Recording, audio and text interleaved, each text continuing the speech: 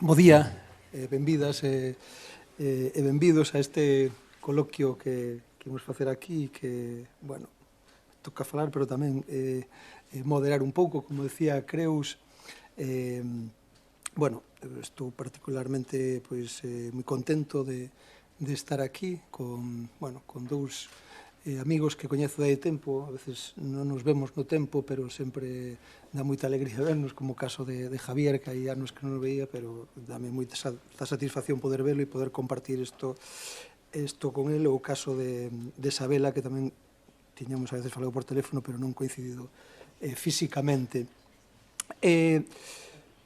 Nós, creo que podo falar polos tres, digamos que non somos nin arquitectos, nin urbanistas, nin nada que se lle pareza, e estamos aquí en calidade de profanos, non? Si por profanar se entende destruir o sagrado, que pode ser a norma establecida, non é tanto o tema de destruir, de atacalo con metralletas, sino de cuestionalo, non?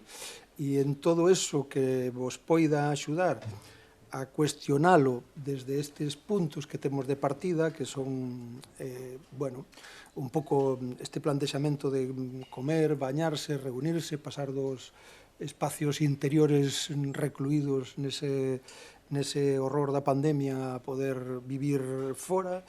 E por eso, bueno, este é un título que o certo é que lle puxen eu, pero non é miña frase, estaba moito dos materiais que nos enviou Creus para ler, para ubicarnos un pouco, e a cidade con pel de casa pois é unha frase que aparecía aí e que me gustou, e como tiña que ter un título, dixenlle, bueno, que vos parece isto? E aquí quedou. Entonces, bueno, esperemos, aquí vamos a facer unha pequena introdución, cada un dos que estamos aquí, explicando tamén as cousas nas que traballamos, que poida, sempre pensando en que poidades sacar algo en limpo da vosa presencia aquí. E despois, bueno, temos aquí un guión marcado de temas polos que tirar, pero o ideal sería que, como decía Creus, que isto saltara polo aire e que preguntarades todo o que irades, aproveitando que estamos aquí, que non vamos a vir todos os días, non? Entonces, bueno, antes de isto, eu un pouco dar paso a cada un para explicar un pouco Javier dentro da cociña e do seu proxecto, que está moi conectado que nos vai a dar pé a moito discurso ao redor da comunidade, ao redor da raíz, ao redor do traballo coa colectividade.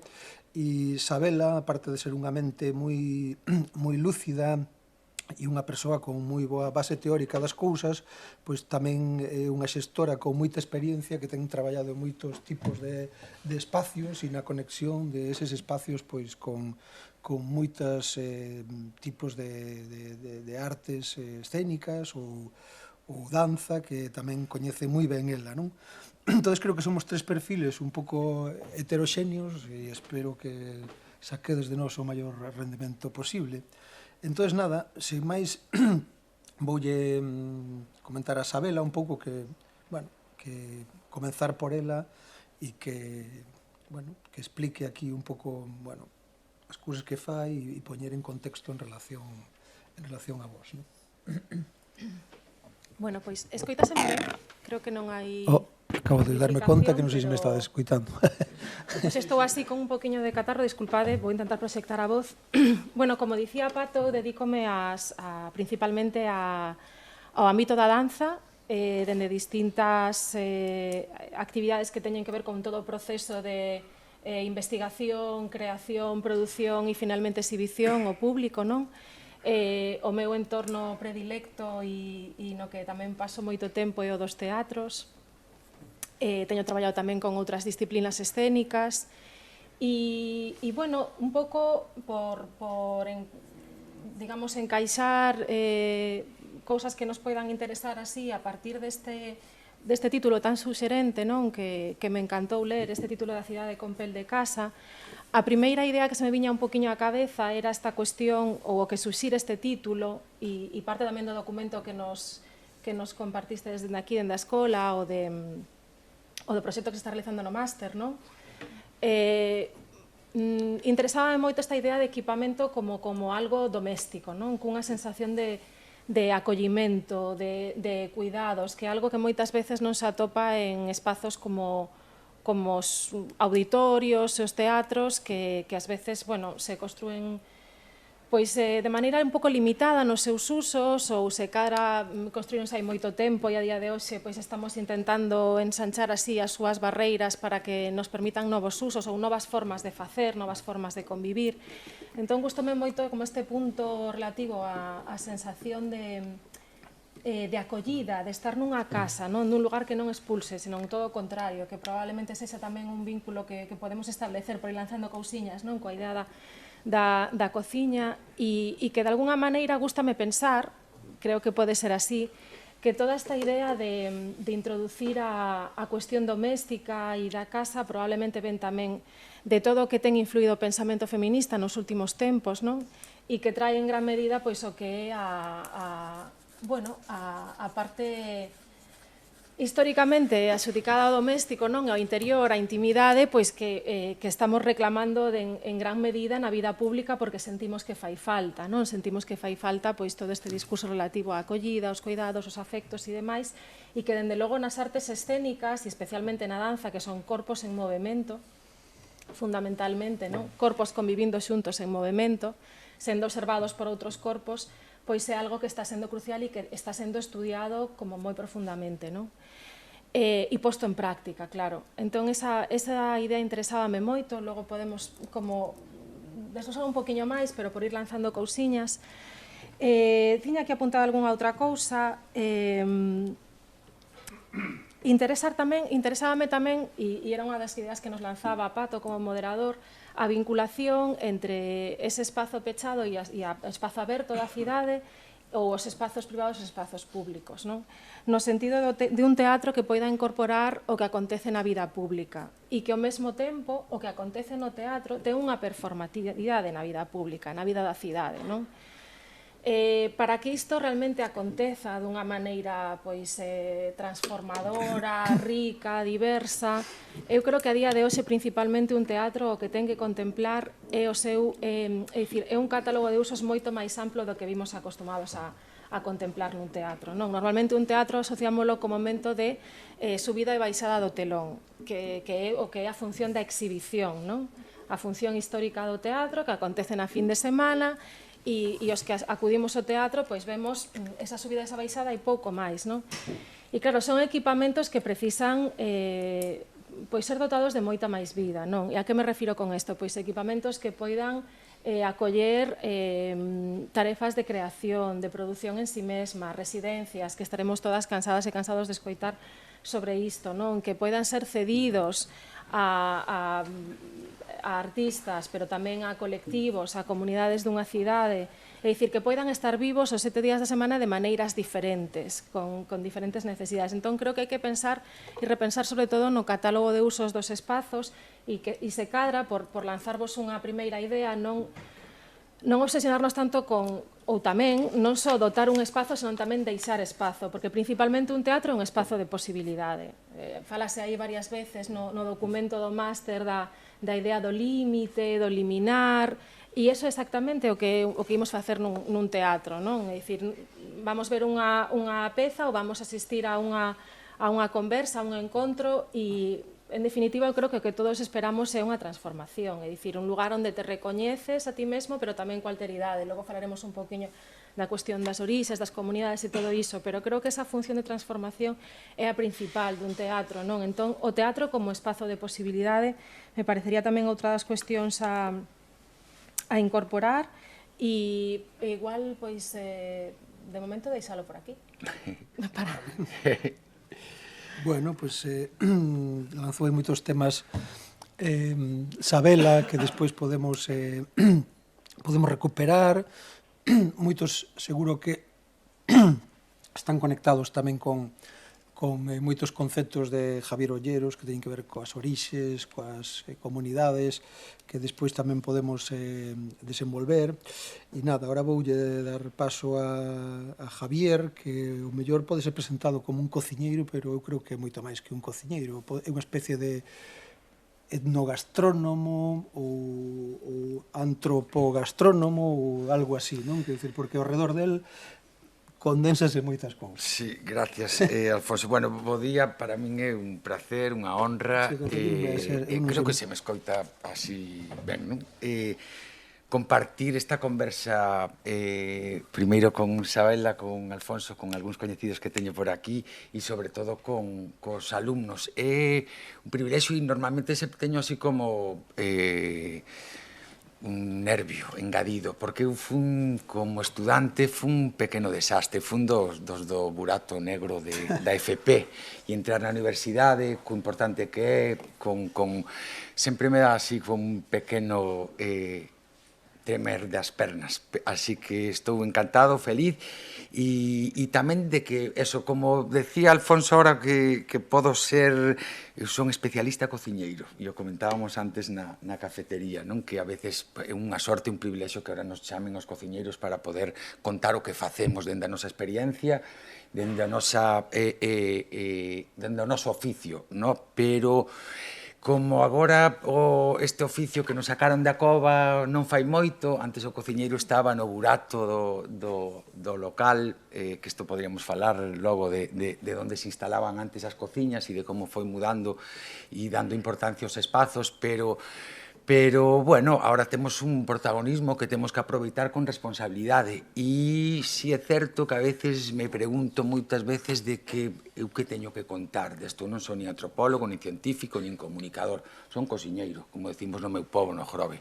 E é especialista cociñeiro. Pero si é certo que precisamos de toda esta xente interesante, co seu coñecemento pretiño de nós, e dende que, bueno, contevos un pouquiño, pois ese gamberro e mal estudante que foi a ver que pasaba, porque non sabían que facer comigo, e como meu pai era cociñeiro e miña nai camarera, pois dixeron a ver que pasa. E non, a verdad que non aproveitei moito tempo, agora arrepíntome de moitas cousas, pero bueno, de outras non, porque non me saiu mal. Pero sí é certo que a veces nos tratan de marcarnos os mesmos tempos a todos os que empezamos a asomar a cabeza neste mundo cando somos novos, non? Parece que todos temos que regirnos e guiarnos polo mesmo patrón. E creo que isto é un gran erro, porque, bueno, cada un ten o seu tempo, a diversidade é fundamental, cada un ten a súa personalidade, a súa habilidade, a súa capacidade para ir aportando sempre que se vai sentindo cómodo. Pero eu sentí un pouco esa presión e ese corsé de un pouco un sistema que, bueno, que a mí non me funcionou. E tamén era un pouco desastre, non digo que fora culpa do sistema, pero sí, bueno, que me dou moitos presuicios e moitos complexos a hora de enfilar un proxecto como... Nunca pensín que iba a ser cociñeiro, nunca pensín que iba a poder montar un restaurante coa responsabilidade que levaba, porque ese neno que viña da SB xa rebotado para o final da clase, pois foi acumulando unha mochila chea de complexos e de presuicios. Fun sacando todo, porque tuve uns pais así como moi estrictos que me facían que tiña que cumplir, ¿no? Donde me aventuraba a facer.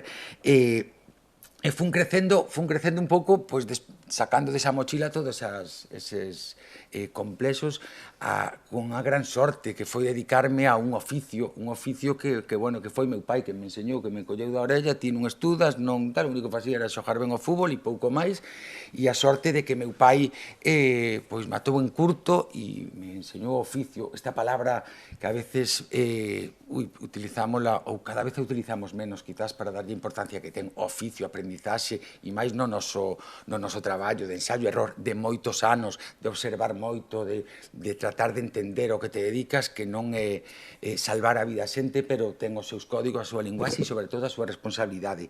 Entón, eu fun, bueno, crecendo gracias a ese entorno que me axudou a creer un pouquiño en min, que me dou oportunidades, sobre todo, que isto é importante, que non todo o mundo as ten, bueno, aventurarme nun mundo cos 26 anos que dixen ui, unha moza que me deixa, un entrenador que me di que era un bo xogador de equipo e pouco máis, e unha lesión de pubis, e digo, bueno, agora teño que dedicarme a ver que son capaz de facer, e mirín así ao lonxe e o único que me topaba era a cociña como oficio, como anclase e sobre todo, pero con dudas, que algo que empezou como un castigo, porque meu pai me facía facer as empanadas por liarla, e iso para min era, pois dixen, vou intentar sacarlle proveito, que esa foi a actitude, e mira, dime conta de que este oficio que empezou así como un castigo, convirteuse, pois mira, no meu medio de vida, sobre todo, na miña pasión e no meu hobby, a base de camiñar e de ver todas as posibilidades que me daba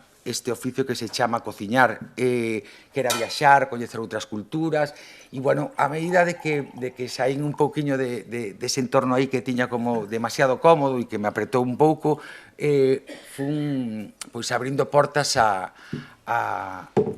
sentirme seguro do que facía, e ese aprendizaxe me foi levando a dar pasos hasta que dixen, bueno, pois, agora sinto pois que podo montar un restaurante, e aseguro-vos que nunca encaixín esta idea na miña cabeza e costoume entendela e sobre todo dalo paso, pero se foi formando en min a medida que iba sentindo esa seguridade, o coñecemento do oficio e todas estas cousas.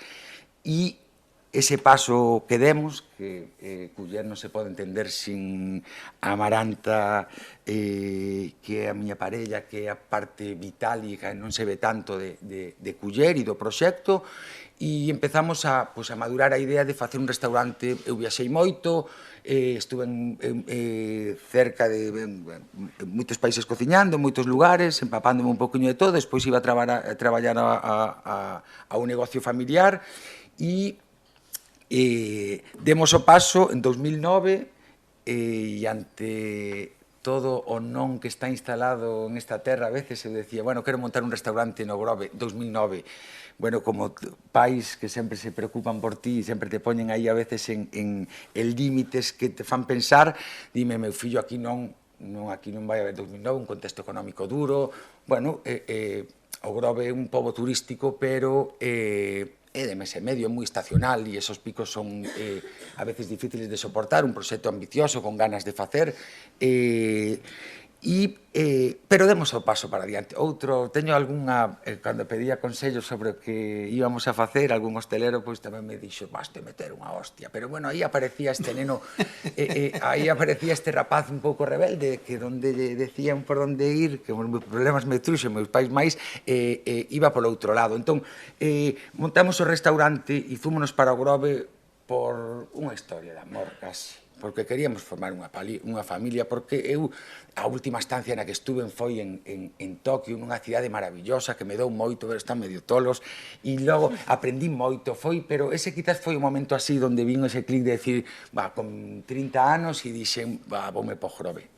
E porque precisaba, bueno, ese impulso que me fixo sair, pois a contra fixome voltar por unha necesidade vital e de montar un proxecto, eso, con miña parella, e donde, no meu pobo, os do Grove somos moi así, unha península ten as súas fronteiras invisibles que nos fai, bueno, ter ese vínculo co lugar moi, moi potente. E sobre todo porque tamén estaba disfrutando do meu traballo, Amaranta compartido este traballo con ela, e foi como buscar se a cociña se converteu nunha linguaxe que se expresa bastante mellor que a min, se entenderedes, a veces o meu traballo, donde mellor que no lugar donde coñeces, o lugar donde coñeces os paisanos, todos os rincóns, todos os espazos, que son clave. Entón, ali nos plantamos, nun edificio que levaba ali 20 e pico anos, que era un feísmo galego, que estaba en ladrillo, que a min eso pasín non sei cantas veces por diante e non remataba de decir isto hasta que me falaron del, levaba tempo buscar, bueno, ese restaurante que tú idealizas, unha casa de pedra, meu avó era mariñeiro, o Grove, o vínculo co mar, e topámonos con eso, con un edificio cuadrado, coa parte de arriba que estaba en llanas, estaba sin rematar, e, bueno, foi baixar por unha rampiña que había ali, dixen, aquí vin o entorno, vin a ría de fondo, as hortiñas, e aí empecín a pensar que iba a ter sentido o o restaurante en ese lugar polo contexto, polo entorno, e aí empezamos. Tuvemos a gran sorte de que, bueno, falaba con moitos arquitectos e con xente que quería que fixera o restaurante, que nos entendera un pouquiño, pero costounos chegar a un entendemento, a ter un obxectivo común, hasta que topamos unhas persoas moi sensibles, que entenderon a idea, que entenderon todo o contexto, que viñeron moitas veces para pulsalo, para entendelo un pouco máis profundamente, e a partir de aí arrancou Culler con un deber que era formar parte dese pequeno ecosistema, que era formar parte dunha aldea, dun lugar onde tiñas que chegar con moito respeto e con moita ilusión tamén de formar parte deso. A aldea, bueno, pois ten os seus códigos, a súa linguaxe, onde tú tens que chegar e tratar de entender, de escoitar, de falar cos paisanos, de crear aí un movimento para que, a medida que, bueno, que te van aceptando, tú tamén vas aportando, non? Que a veces estas presas de, somos modernitos, viene a puxer un edificio aí, todo blanquiño, bueno, os restaurantes que están como moi de moda, parecía que íbamos a chegar ali a cambiarlo todo, ao contrario, hai un intercambio maravilloso, o contexto, o lugar, é o que nos está dando e nos permite ter unha identidade, unha diferenciación e, sobre todo, formar parte de algo. Bueno, así como resumen de por que o Grove e de un pouquiño da nosa historia, que está moi vinculada moi a eses espazos. E sempre tivemos claro, eu mirando por ese ventanal, con 800 metros a ría da Arousa, un dos ecosistemas máis ricos e potentes do mundo, non digo eu, que o din os científicos que o estudian, cheo de diversidade, rodeado de campos e de hortas, e xe, hostia, a min aí sentín o deber de dar tamén e de formar parte deso, de alguna forma, e así arrancamos e seguimos formando parte desto desde ese intercambio. E donde hai unha cousa importante que soñamos dende o principio e que queríamos dende o principio, que era sacar o restaurante afora, romper esas barreiras que temos a veces, e vou un pouco o que falaba ao principio de antes as cociñas estaban, pero en el agujero, tapados, eu entraba de noite e salía de noite moitas veces. Entón, poder partir de cero e crear un espazo nunha cociña que nos fixera parte tamén de salud que temos ao redor era clave. E, bueno, eu creo que agora co tempo e temos perspectiva e todas estas cousas, daste conta que, bueno, fomos construindo este proxecto a base deses impulsos que saen de dentro e sempre rodeados de xente interesante e moi profesional. Pois, creo que, e gracias a Juan, que é arquitecto que está aquí, que conversamos moito e que é un luxo telo cerca, fomos capaces de sacar un poquinho máis o restaurante afora. Como? Pois, con invernadoiro, con un horto, xa fai en 2013 que montamos o horto e sobrenos unha porta a entender que tiñamos que sair afora para estar en contacto coa natureza, que no fondo os cociñeiros é o que facemos, cociñar esa natureza e un lugar e unha paisaxe. E nos está dando moita info e, sobre todo, moita sensibilidade e unha alegría. Temos un invernadeiro que logo contaremos do importante dos espazos. Así que esta é a nosa pequena introducción. Sí, porque Javier ten moito que contar.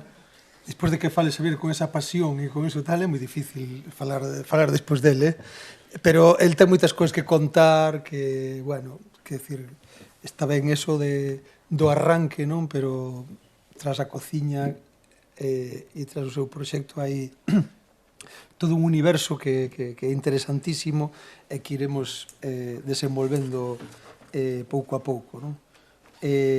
Nada, eu nos apuntes, xa non sei onde os teño, iba a falar. Bueno, un pouco toca a min expresar a parte un pouco pola que estou aquí, como aínda que tamén traballo habitualmente de xornalista e que eu que traballaba antes de facer o festival, como guionista de programas de televisión, etc., pois un día empezamos de broma casi a facer un festival nunha aldea, que é a aldea na que nacín, que se chama Cans, e como sonaba igual co can francés, pois empezou casi como unha broma, máis que outra cousa. E decidimos que todos os contidos, sobre todo, bueno, un festival de cine e de curtametraxes, pensando en promover o cine de autor de proximidade, feito por cineastas de Galicia, que naquel momento hai case 20 anos que vamos a cumplir, era moi arriscado manter un festival solo así, con unha competición solo de cineastas galegos. O tempo demostrou que aquilo sería moi arriscado, pero estivo ben, e que foi unha semente para moitas cousas moi grandes que viñeron despois, relacionadas co cinema no aspecto creativo, pero sobre todo, que o que no que estamos aquí, tiña unha singularidade, que era o dos espazos, que nun sitio onde non había nada, 20 anos despois segue sin haber nada, sin haber un cine, sin haber un local cultural, e sin haber ningún espazo, digamos, estable, adicado á cultura. O que fixemos foi partir das proxeccións e convertir as casas dos veciños en cinemas, os Galiñeiros e o Torreiro, que é a praza dali da aldea, en espazos de música, as leiras en sitios para coloquios, en definitiva, ir vendo onde había un espazo no que poder facer cousas, un pouco inconscientemente. Despois, podes dicir que non tiñamos instalado un discurso, que foi algo que adquirimos despois a partir de algo que vou comentar, e iso é moi bonito, todo isto digamos, dos sitios descentralizados, nunha aldea periurbana, máis ben fea, hai que decirlo, cortada porque quedou cortada por unha autovía e por unha carretera despois, nun val bonito, pero que quedou un pouco desfeito, e a idea era poder volver a reconquistar eses espacios. Pasa por ali unha carretera do Estado. Logo, este é un tema moi interesante tamén para falar despois, que cando vamos hacia os espazos, sexa no que sea, públicos, privados, case sempre son de alguén, hai un regime xurídico, ali hai hasta 4 ou 5 regímenes diferentes sobre o chan, a hora de plantexar como usamos os espacios, que é unha cuestión a ter en conta cando un vai desenvolver algo. E entonces, nesa idea de recuperar tamén unha estrada, que é unha estrada do Estado, e logramos cortala por vez primeira para facer o festival, porque hasta ali houbera moitas peticións. Se algún día fixestes un trámite para cortar unha carretera que é do Estado, é bastante complexo, latoso, sempre dicen que non. 20 anos despois sigue levando 4 meses esa xestión de cortar unha carretera que ten moitas alternativas, ademais. E cando levábamos 3 ou 4 anos de festival, pois un día empezaron a aparecer por ali unha serie de arquitectos moi vinculados con esta escola, entre os que está Juan Creus, Covadonga, que está aí, pero tamén moitos outros que estiveron ali e nos fixeron reflexionar, como Emilio Rodríguez Blanco, como Patricia Muñiz, como Luciano Alfaya, Luciano e Patricia, como Emilio, como Irisarri e Guadalupe.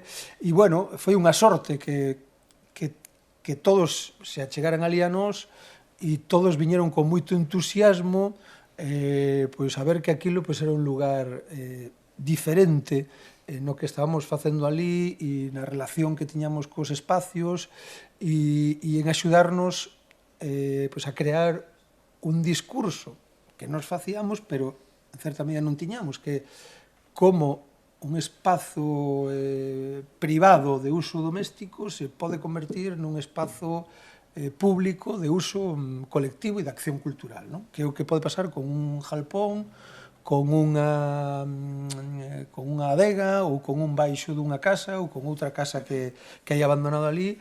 E ese, pois, bueno, é o encanto do festival, que decidimos conectar todo eso con unha liña de transporte, que son os chimpíns, que son como os tractores domésticos, e todo eso, en principio, é unha gran festa e un formato moi moi lúdico, que foi moi complexo amarrar o formato lúdico e que non se desbocara para que emerxera desde o fondo o formato dos contidos, que tamén é interesante, que creo que estaba pisando moito o formato lúdico, uns contidos interesantes que tiñamos en certa medida os eclipsaba, pero como decía, eso no aparentemente bonito e que disfrutábamos moito, démonos conta cando nos baixamos a realidade, pois que tamén eso era unha cuestión moi complexa e que é moi complexo facer accións culturales nun entorno rural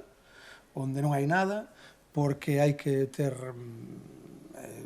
plans de seguridade, plans de evacuación, pois nunca nos planteáramos van 20 en riba do chimpín e isto é unha risa, e entonces que, sí, pero que? Como se regula eso, non? É dicir, hasta que un día volcou un chimpín e entonces xa non foi tanta risa, non pasou nada, pero claro, vimos que todo eso había que regulalo, quer decir, esos permisos como están, se pasou a revisión ou non, esa casa, pois, como nun que ten un portalón e de repente facemos unha proxección todos apelotonados, sentados en bancos ali para 100 e non hai ninguna salida por ningún lado, porque ese portalón se pecha con chave hasta, é dicir, eso está a segunda ou terceira edición, quer decir, de todo eso pois facíamolo con moita alegría e pasando moi ben e disfrutando moito no seu público, pero claro, agora coa perspectiva do tempo eran cousas moi aberrantes, non? É dicir, instalacións eléctricas sin tomas de terra, bueno, en fin, e todo eso hubo que regularizalo e hai que regularizalo cada ano. Cal é a complexidade? Pois cada ano construir todo de cero. Como decía, non hai cines, non hai locais, non hai espacios para a música, non hai nada, e iso pois leva moita parte do presuposto. Quer dizer, hai que gastar moitos miles de euros en poñer en pé un espacio no que vai haber eventos culturais, cousa que un festival que se celebre pois nun entorno urbano, nun cine, nun teatro, pois ese cine ou ese teatro xa teñen quen os limpia, xa teñen a súa corrente, xa teñen a súa seguridade, xa teñen hasta un responsable que é o mellor do concello que corta a taquilla, nós non temos nada. Quer decir, que hai hasta 12 espazos ou 14 que funcionan simultaneamente en proxeccións, música, etc. Un sábado, que é un día grande do festival, e o mellor aí hai hasta 200 personas traballando, porque cada sala necesita un mínimo de 3 ou 4 personas, alguén que sepa algo de proxección, hai que acondicionala, hai que poñerlle a oscuridade axeitada, hai que regularizar ben o proxector, hai que calibrar que, porque ainda que sean baixos ou adegas ou alpendres, ten que haber unha calidade nas proxeccións do audio e do son. Entonces, todo isto crea unha relación moi diferente con todo tipo de espazos o que pode ter calquera outro festival normal. Esta semana, falando con olleros, comparando no que é como algo se instala nun sitio coas súas raíces e non se pode arrancar, non? Eu dicíalle, tú poderías coa túa cociña crear unha franquicia e facelo en Madrid? Dice, no, pode firmar unha carta, pero non eso. É o mesmo tema, quer dizer, que eu creo que esa é a proba do algodón da raíz, non? Quer dizer, se tú non podes, é a mesma forma que o Festival de Cannes non pode ser, non o vai comprar nunca Live Nation, nin un fondo buitre, nin nada, non sei se afortunadamente ou desgraciadamente para mí, porque non ten ningún sentido fora dali, non tería sentido o festival empezando polo nome, non? Quer dizer, non é o Rock in Rio ou Primavera Sound, que dá igual facelo en Porto, en Brasilia ou en París. A raíz consiste en eso, que é moi mala de arrancar, como tal, non? E se tan pronto arrancarías dali, eu creo que morrería, e por eso aí veñen moitas cousas que falaremos despois, que é o sentido, a relación coa comunidade, coa colectividade e moitas outras cousas que unha vez asentado o discurso pois fomos traballando con conciencia, non? Que é a relación co medio ambiente, a conciencia do patrimonio, o material e inmaterial, aspirar a cuestións que teñen que ver coa igualdade, que temos un decálogo de visibilidade das mulleres no audiovisual, da presencia, da participación, etc. E, en definitiva, pois, bueno, moitos termos que nos fomos dando conta co tempo que aquilo, calquera festival, pero aquel moito máis, convírtese nunha cidade flotante que hai que xestionar, non? Porque hai que darlle de comer a persoas, hai que darlle de dormir a persoas, teñen que ter uns aseos e uns servicios donde estar esas persoas, teñen que ter unha forma de desplazarse, teñen que ter, pois, no 2019 pasaron por ali sobre 15.000 personas, estamos falando pre-pandemia, non? Pero no último, pois, xa se recuperou eso, estamos en 11.000, 12.000, todo eso nos temos un servicio médico, unha ambulancia por si pasa algo, casi nunca pasou nada, non? Pero todo eso, pois hai que dotalo en certa medida, bueno, partindo da nada, non? Quer dizer, isto pode ter relación con todo o que poidamos ver e o que poidades desenvolver vos sobre esa saída, digamos, do interior ao exterior e esas reflexións que teñen que ver co baño, ca comida ou cas reunións que poden ser en sitios onde hai algo ou ben cuestionar eses sitios, como o caso de Isabela, ou en sitios onde non hai nada e adaptarse ou crear ese espacio, e que adaptarse e crear ese espacio pois vai tamén ter unha serie de inconvintes que a veces son moi desmoralizantes, pero para os que hai que estar preparados, non? Sempre polo que pase. Entonces, bueno, hasta aquí tal, eu non sei se tedes algunha cuestión para calquera un de nós, e podedes preguntar e facela, porque xa dixen, non vamos a vir aquí todos os días. Entonces, aproveitade aí, pois, se non seguimos conversando, e despois, bueno, xa avanzaremos por algunhas cuestións, non? E entonces eu quería primeiro un pouco con Sabela, porque nós un pouco temos unhas guías aquí para falar e conversar, que un pouco parte dentro do que empezar un pouco no sentido de profanar, de usar o verbo profanar como cuestionamento, non? Entonces, nese cuestionamento, hai unha idea aí que, falando con Sabela previamente, e ela tamén deixou caer antes, que é un pouco de unha reflexión sobre a configuración tradicional dos espacios, non? E isto, cando se afronta un proxecto, ou cando se afronta algo que ti faz moitas cousas e comisionas moitas, e tes moita experiencia en xestión cultural variada, non só aquí, senón en outros países, tú como afrontas e como te achegas a eso, non? Quer dizer, a ese tipo de o que falas ti antes de esa intersección espacios públicos, espacios privados, etc. En relación á configuración tradicional dos espacios. Sí, en relación á configuración tradicional, sí, de provocar rupturas e de adaptarse. Sí, supoño que isto tamén ten moito que ver co exterior ou co interior, non? Sí, a ver, habitualmente no teatro tradicional ou na configuración así tradicional que temos do teatro, que habitualmente é un teatro pois moitas veces a la italiana, non? Un auditorio onde nos vemos de maneira frontal, non únicamente, ainda que hai outras configuracións moito máis flexibles, non? Como pode ser a coñecida como black box ou caixa negra, non? Que ten unha configuración como máis versátil, onde pois hai un escenario ou un chan, digamos, máis ben, que pode ser rodeado por todos os lados, con sistemas de gradas ás veces retráctiles, que están en escaleira, que é algo que pois para a creación actual escénica é bastante axeitado porque de algún modo nos permite como xogar máis cas posibilidades do espazo, non? E nos permite cousas como tan necesarias a día de hoxe, por exemplo, no ámbito da danza, como poder ver sen ninguna dificultade os pés, que é algo que moitas veces, cando traballamos en escenarios elevados, onde a platea queda moi baixa, pois nos perdemos unha parte importantísima da acción que acontece nos pés. No ámbito da danza do teatro contemporáneo traballase moito no chan tamén, non únicamente cos pés, senón tamén cos corpos. Disponse obxetos no chan tamén e algo como que para nós é importantísimo, non?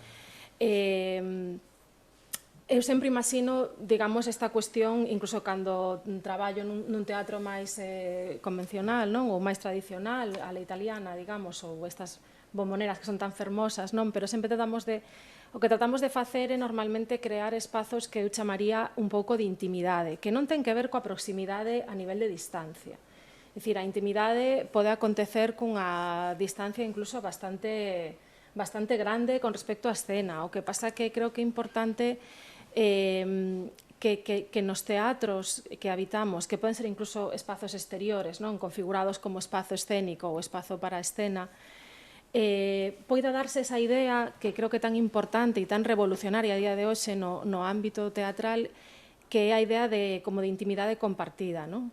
É dicir, nós cando asistimos a ver unha función ou mesmo cando actuamos ou performamos unha función, hai unha especie como de convivencia entre estar solo e acompañado, non? Porque estamos nesa convención de que entramos nese espazo onde vai acontecer algo que esperamos que nos transforme a todos e temos xente ao noso lado, pero de alguna maneira estamos nun proceso tamén mental que é individual e que é colectivo ao mesmo tempo, non? Entón, como xerar, sei que son ideas como un pouco abstractas, pero seguramente, sobre todo vos, que vos dedicades a isto, estades xa imaginando configuracións e perspectivas. E penso principalmente en que a idea de barreira se difumine, non?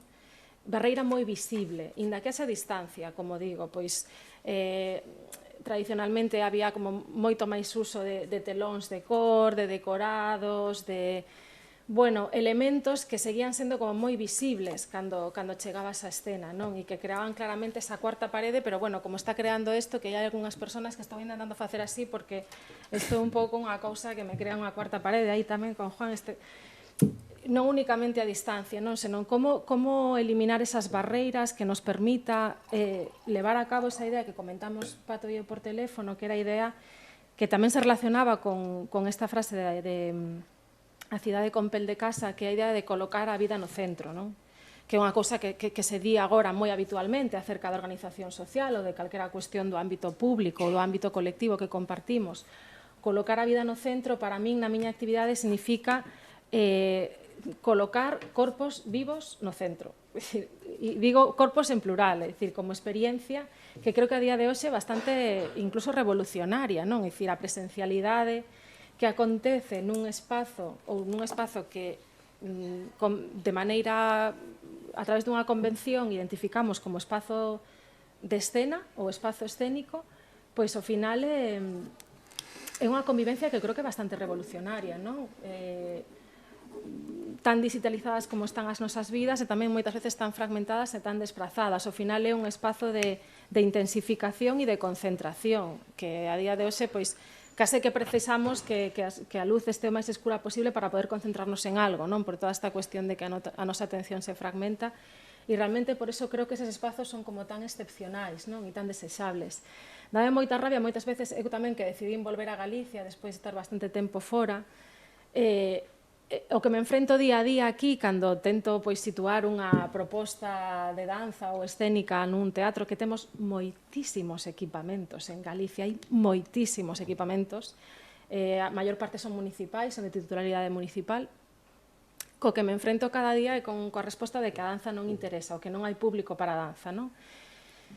E claro, isto non deixa de ser como unha situación que é consecuencia dun cúmulo de factores, evidentemente, pero que eu cando digo, pero como non vai interesar? Non, e aparte non interesa, a xente nova e tal, é unha cousa como de antes, xente pensa no ballet, unha cousa, e digo, pero se non tes máis que abrir o TikTok, non vai interesar a xente mover o corpo, quero dicir, teño un colega que así como ten unha frase como moi provocadora, pero que é divertida, que cando se fala de non, é que antes hai que crear públicos, e apostar pola creación e logo xa veremos, se programamos, e teño un colega que sempre di, Javi Cuevas, que canario, que non, é murciano, vive en Canarias, que di, la creación de públicos es lo que descubrimiento de América. O sea, creación, ese descubrimiento lo que de públicos es América. O público está aí, e os corpos témolos todos, e movémonos, e algo que hai que recuperar para a vida, verdadeiramente, non? Esa reunión específica gustoume, e fíxome gracia tamén neste documento que se nos compartiu antes desta charla, que se falaba das accións que acontecen nestes espazos, non? De a cociña, o baño e o teatro, e para a cociña falábase de comer, para o baño de bañarse e para o teatro de reunirse e da conversa.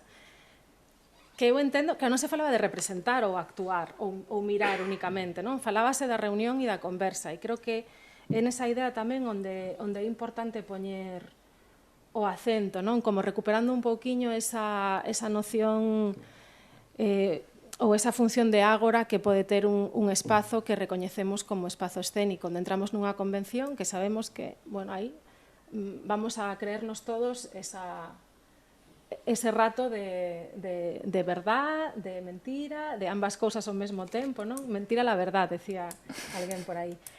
E, bueno, creo que fundamentalmente nos enfrontamos dende aí e particularmente en Galicia, a xente que traballamos no ámbito da escena, traballamos un pouco tamén por esa responsabilidade que comentabas antes, Javi, que ten que ver con tratar de recuperar eso e que sexa útil para a vida.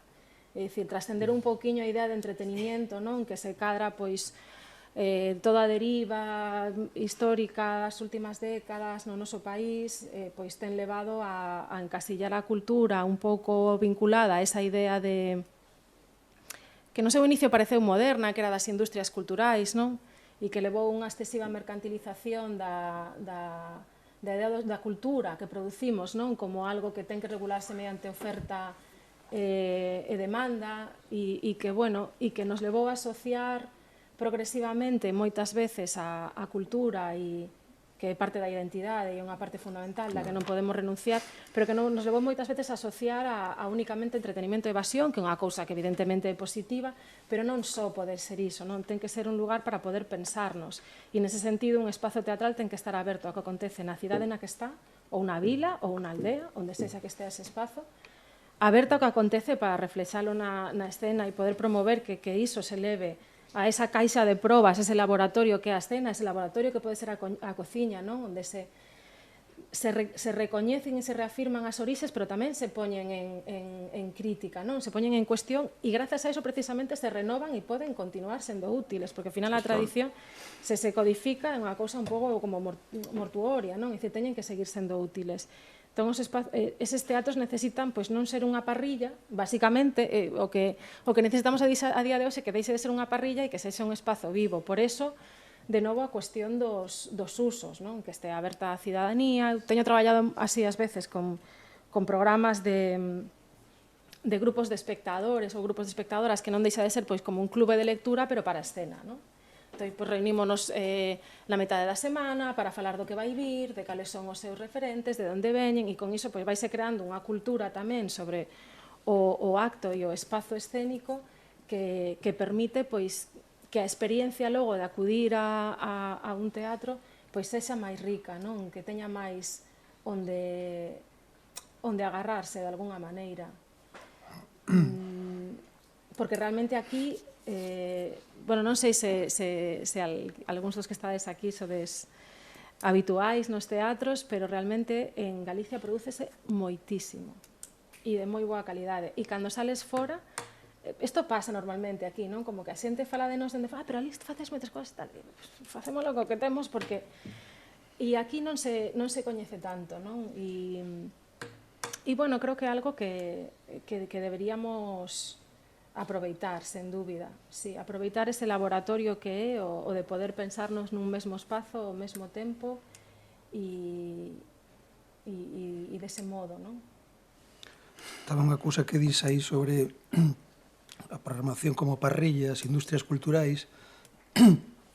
Ao meu modo de ver aquí deuse un caso que foi un pouco unha lacra, creo, Quer dizer, que a crisis do ladrillo, a época na que crea Olleros o restaurante, aí 2008-2009, leva a que grandes empresas de servicios como Eulen, ACS, etc., que tiñan grandes xestións, pasen a xestionar teatros e pasen a xestionar os contidos de tal con esa concepción de industria e de parrilla de programación sí, con gran descoñecemento do que ali acontece. Que tanto vale a Arévalo e Bertín Osborne como vale Wilco, é dicir, nos vale cualquier cosa, é dicir, así, hai uns cuantos exemplos aí en Galicia para seguir. Sí, incluso logo cousas técnicas, non? Por coller un exemplo moi práctico que vos pode valer, pero que tamén nesa crise que veu posteriormente a esa burbulla construíronse moitos espazos, que agora tamén hai que pensar dende un punto de vista ecolóxico que facemos con todos eses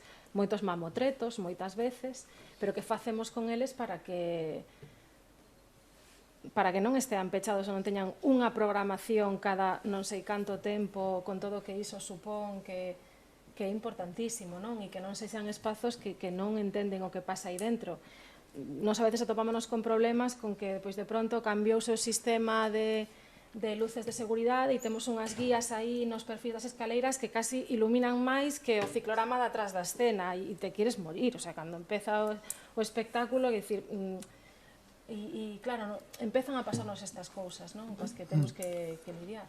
Bueno, tedes algunha pregunta? Eu teño moitas. Si non tedes vos, pregunto eu porque despois do de Sabela hai ou comentarios, ou críticas, ou suxerencias. Sí. Bueno, pois nada, pregunto eu.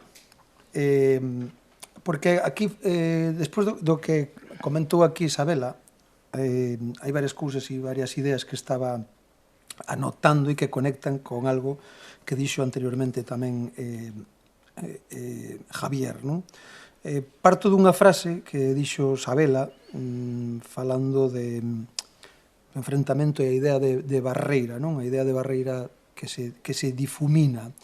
E iso ten que ver con que partimos na idea que partimos aquí nesta parte que lanzamos aquí da configuración tradicional dos espacios con algo que dixo antes Javier que me interesou moito, que da cociña como buraco a cociña como escaparate, non? Que iso ten que ver tamén, estamos falando de espazos de sair de onde parte isto, non? Da pandemia que estuvemos recluídos e sair e conquistar espacios, pero tamén no interior dos espacios, digamos, nesta evolución da cociña había un interior invisible que agora é un interior visible, non?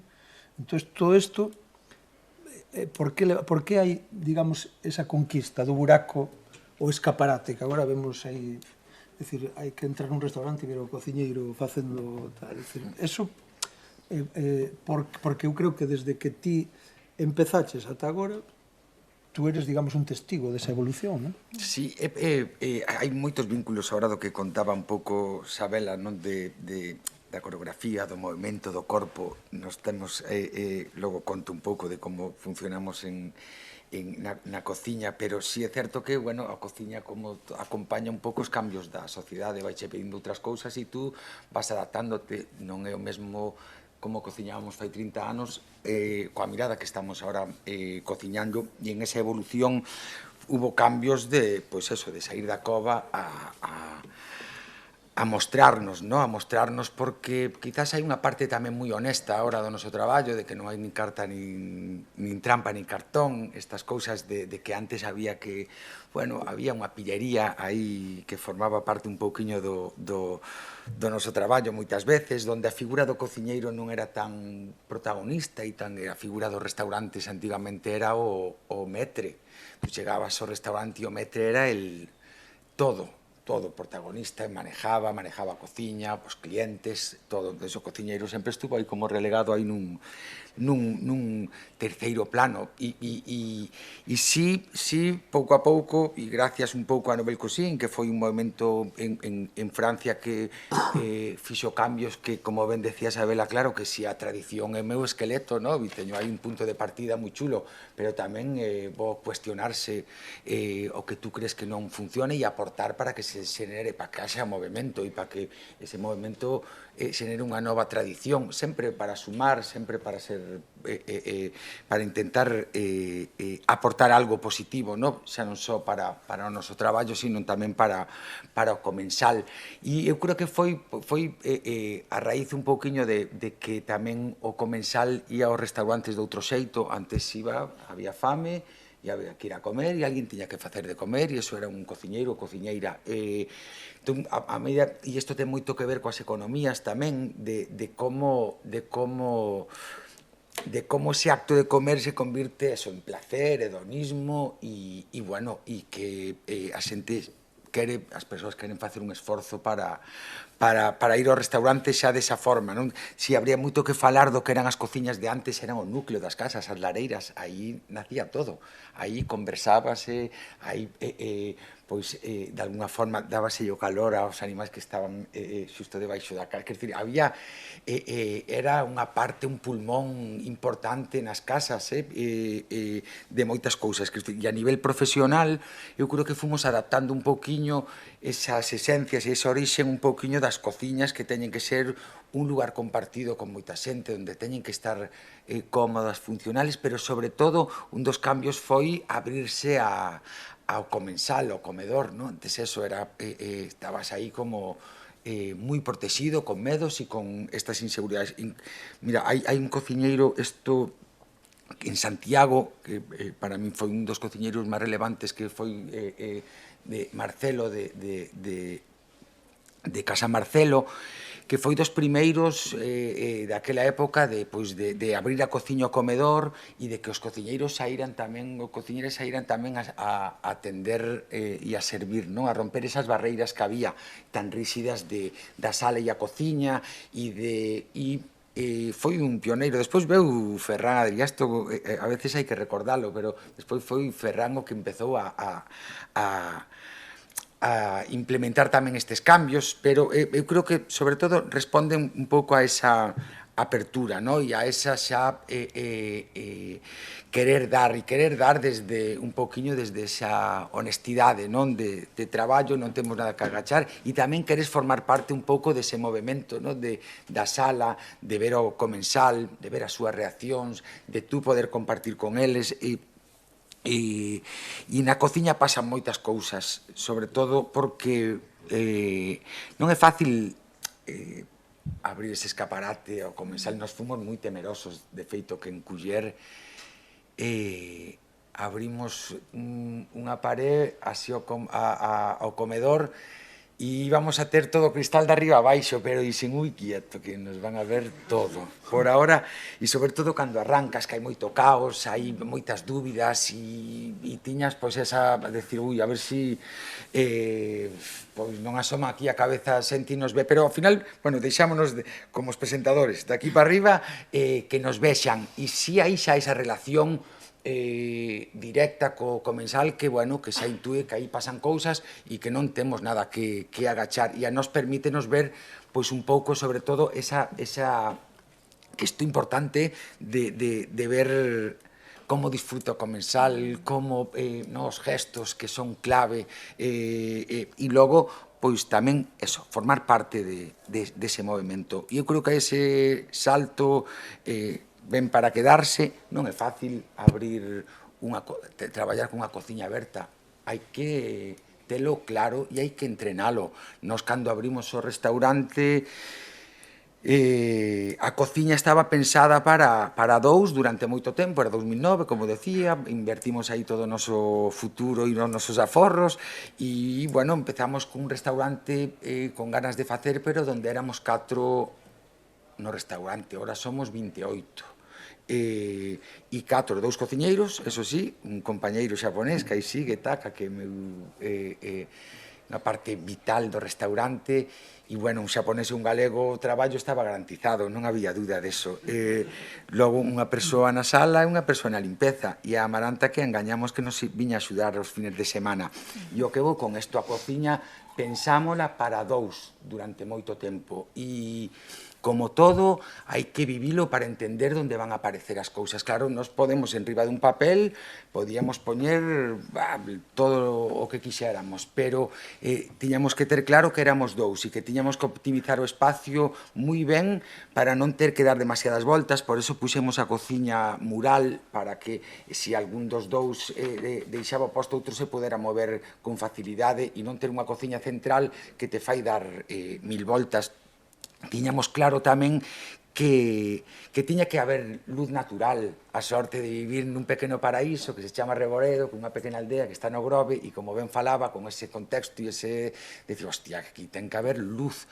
E abrimos unha das paredes á rúa, así con unha especie de lamas de resas, e tiñamos ese cristal que nos daba o comedor, que somos capaces tamén de ver a posta de sol, e isto influe moito no noso traballo. Es dicir, tú estás percibindo esa luz de alguna forma, axúdache a traballar, a estar cómodo, a que, bueno, hai que traballar, e traballábamos moitas horas, pero era de outro xeito. Había momentos que hasta te podías parar a contemplar, moi pouquiño, pero sí que era unha sensación diferente traballar de onde viña a traballar nunha cociña xa con certas comodidades, e estaba, bueno, pensada con ollos de cociñeiro, pero tamén con ollos dos arquitectos, non? E de que nos escoitaron moito.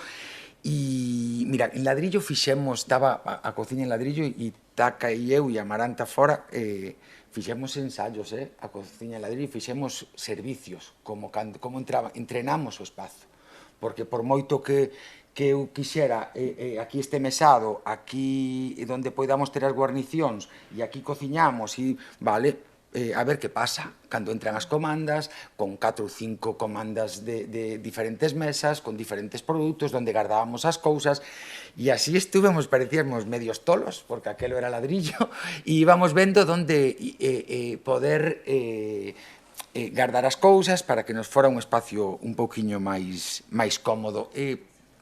Creo que un dos cambios agora é vivir todo isto, é clave poder percibir e sentir. Un espazo non se fai en 2 días, nin se fai poñendo todo moi bonito, hai que vivirlo sí o sí. Eu dome conta que todos os cambios que facemos no restaurante, ao final, preciso de sentilos de algún xeito, e iso como se fai con acción e con estando e dudando moito, pero formando parte algo cun movimento.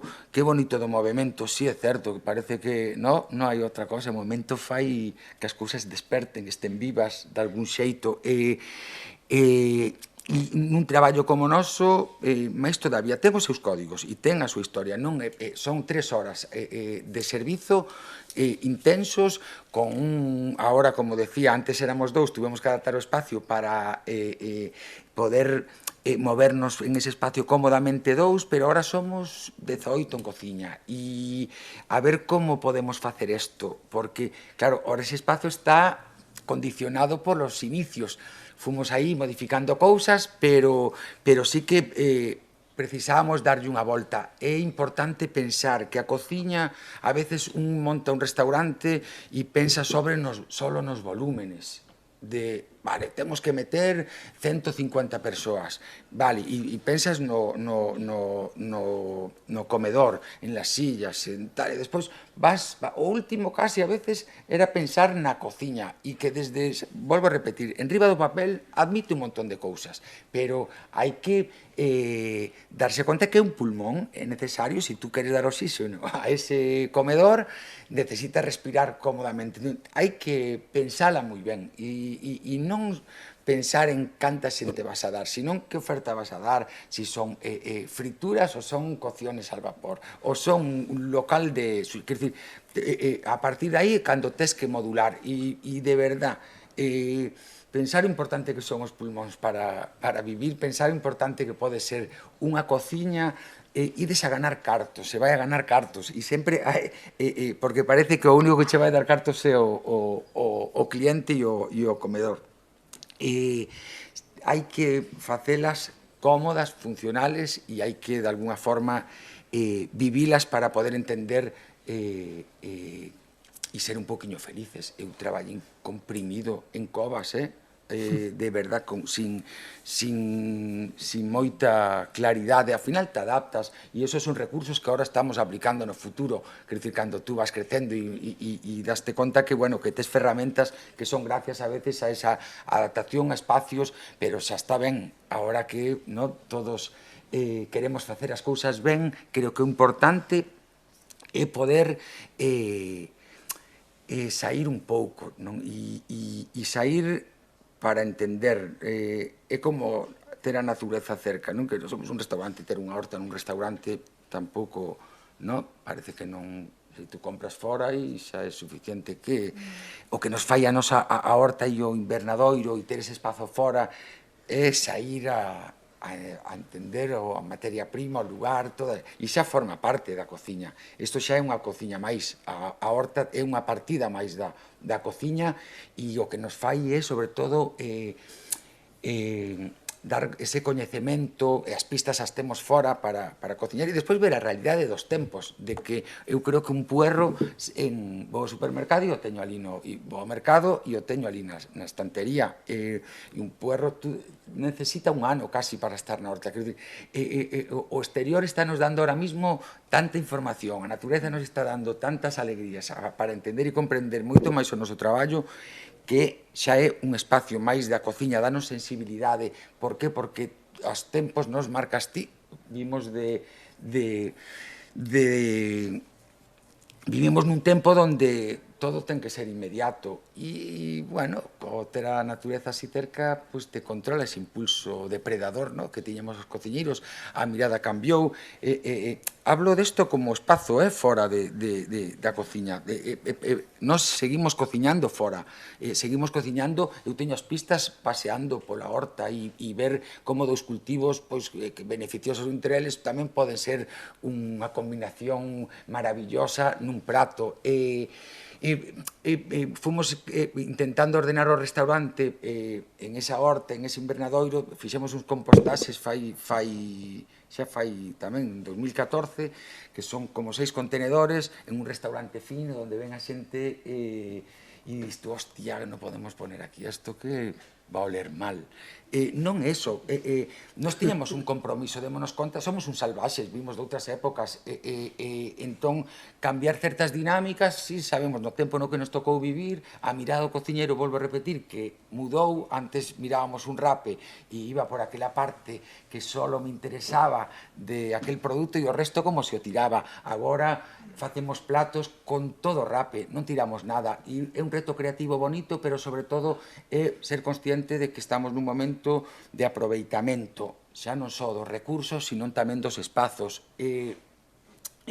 Isto que falaba do compostaxe, e para que entendades o que nos aporta a un restaurante, que vendemos placer, e é do mismo, non somos unha granxa, nin somos un hospital, pero si hai un fío e unha responsabilidade, sobre todo, pois coas boas prácticas, e sobre todo porque a un lle fan feliz.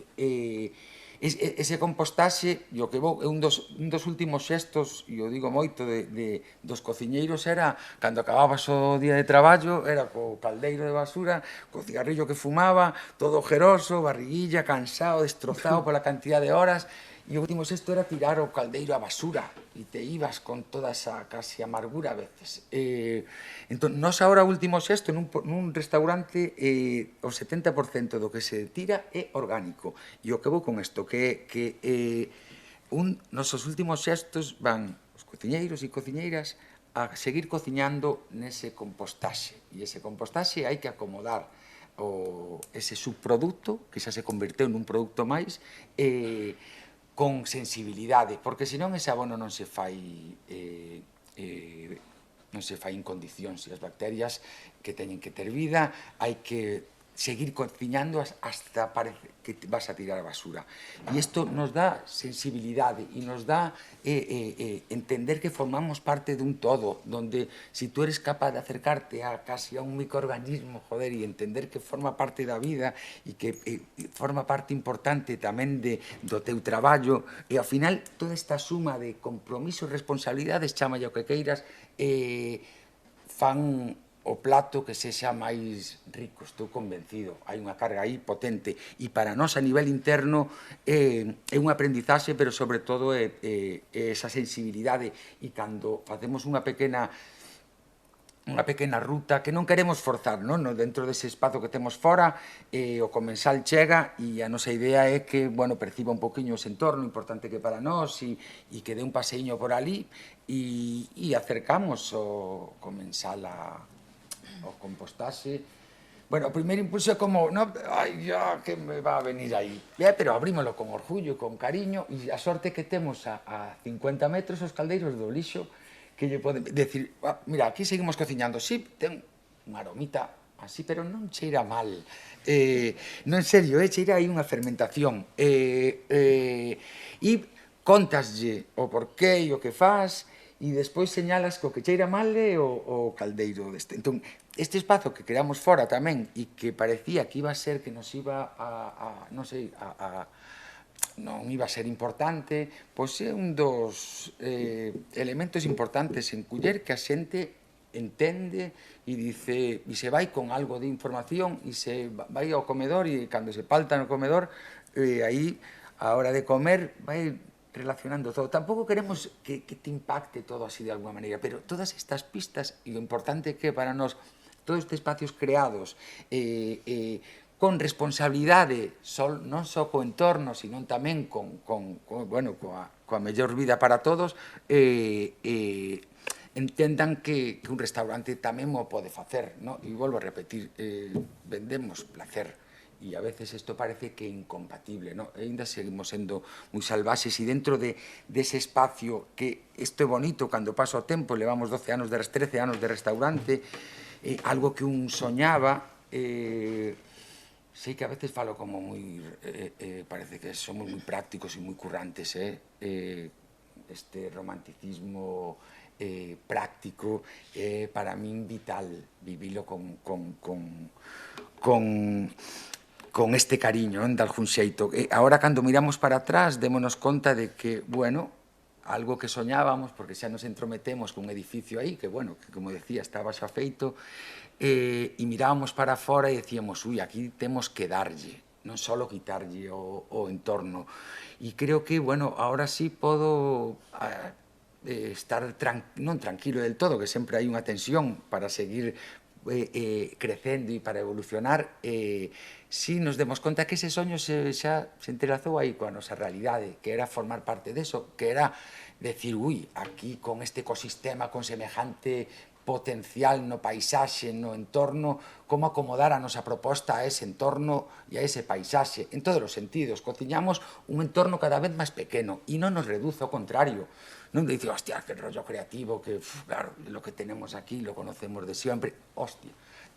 Curiosamente nos demos conta que a veces con bucear no que de onde hai cousas por descubrir, o tesouro telo moi pretiño da casa e o tesouro está dentro de un tamén para poder, donde realmente influes e donde realmente conoces e participas e estás e daste conta de que hai un mundo por descubrir moi perteño da casa. Nosta proposta que foi evolucionando, curiosamente evoluciona cara a cada vez ver máis cousas interesantes moi pertiño de nós e poder ofrecelas ao comensal.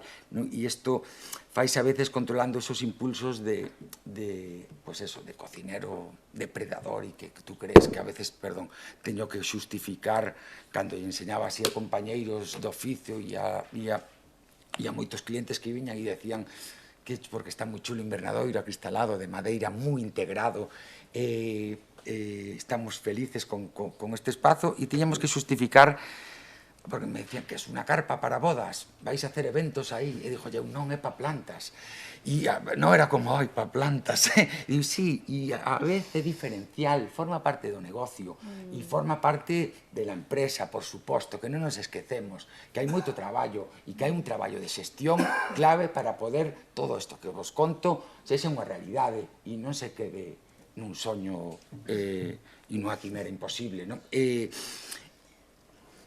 acabo con isto, que hai demasiado feito xa. Eu creo que por eso este vértigo que nos daba en este edificio que xa estábamos intrometidos aí no rural, como era como, hostia, aquí o que se trata é de sair afora. E mira, saindo afora vai nos mellor, somos máis rentables, temos un proxecto con identidade, con personalidade, non se fai en 2 días, nin 3, podría estar contando as penurias que pasamos, as dúbidas, coas que convivimos, e máis cosas, que nos fecharon o restaurante, pero isto é outro tema. Iso é un documental para verlo. Isto podría contalo en esta terra, que non nos querían, bueno, unha historia de mafia galega, para que entendades, unha telaraña, nos aí no medio, e todos estes sanguijuelas intentando coller un anaquiño, pero non puderon. E o que vou con isto, que seguimos soñando cara fora. A natureza está nos dando moitas pistas para ser felices, que é do que se trata, non? Disfrutar co teu traballo. Podo engadir unha cousiña que se me ocurría agora, escoitándote, aparecen todos os vínculos, non? Así rapidamente. Cando falas como dese cuidado do invernadoiro e da horta e da cociña visible, non? Que é como facer eso que era privado parte do proxecto compartido que se comparte ali no restaurante, non? Eu estaba pensando tamén como na importancia de coidar todo iso que está alrededor da escena para que iso poida pasar, non? É dicir, os espazos de convivencia nos teatros que xa prácticamente non existen, non hai ambigús, é dicir, non hai, cando hai unha sala multiusos para que podes facer unha conferencia, un encontro co artista, que é tan importante como para que poder achegarse a eso que está pasando e poder ter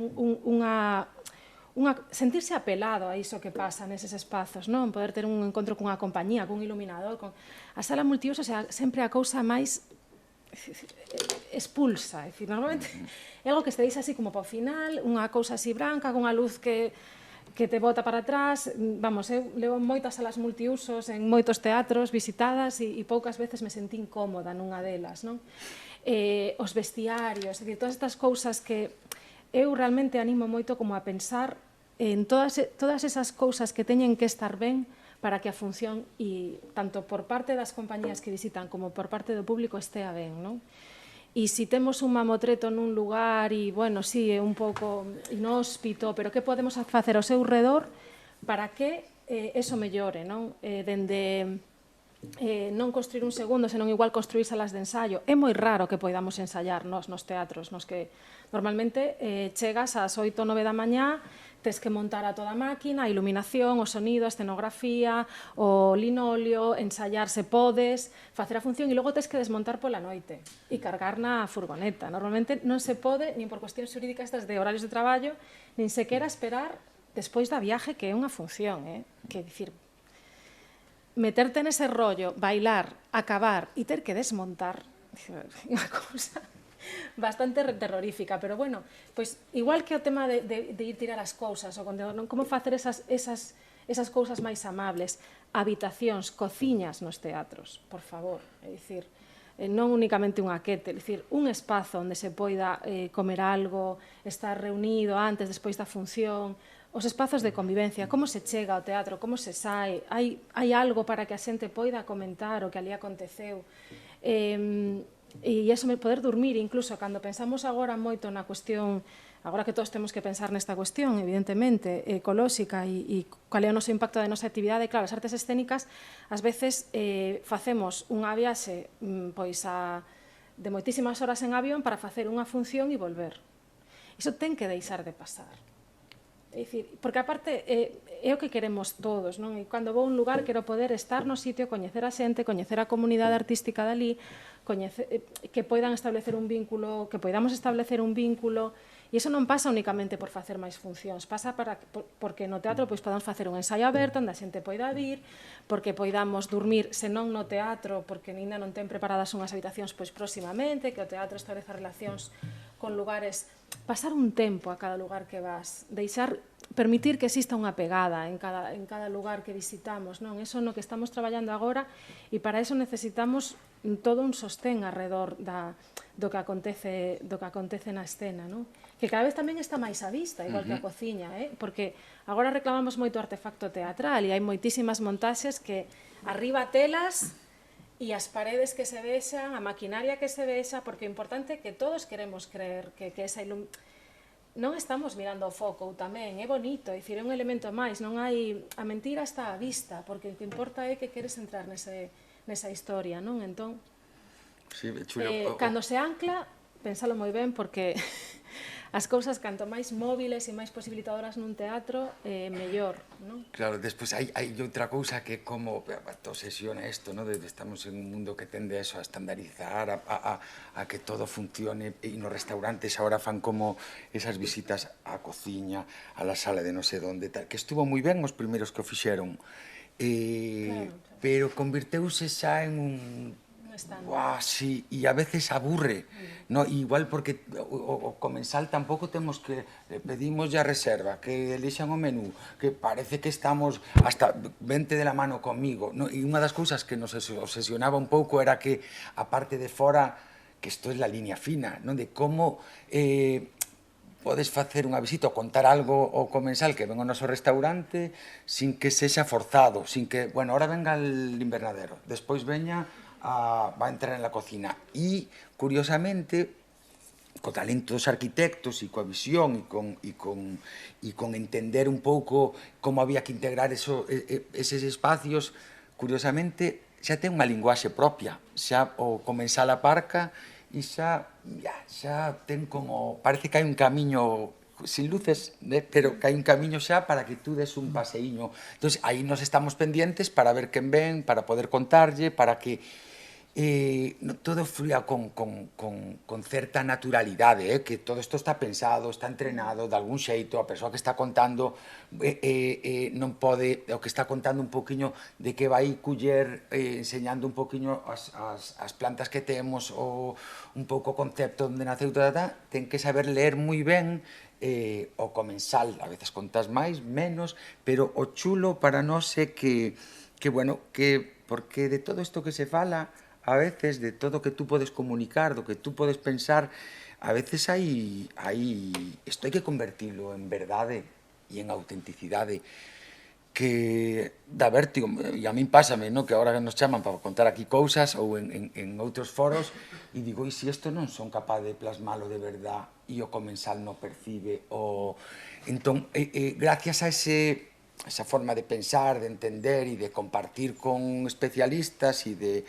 ver a ver onde colocamos estos, onde tal, e despois os cociñeiros e cociñeiras andan con naturalidade polos restaurantes. Antes non che deixaban sair por diante do comensal, non salgas agora que están xente importante, e tú quedabas na cociña ali sin que nadie te abriran a porta, sal a hora, e ainda hai ese xesto a veces de puedo salir eu tranquilo, estar na vosa casa, e ese dinamismo, esa forma de funcionar con naturalidade e con liberdade, ao final fai que ese movimento o comensal tamén o perciba e non este como moi agarrotado. E isto pasa moitas veces nos restaurantes de 3 estrellas Michelin, que está todo tan...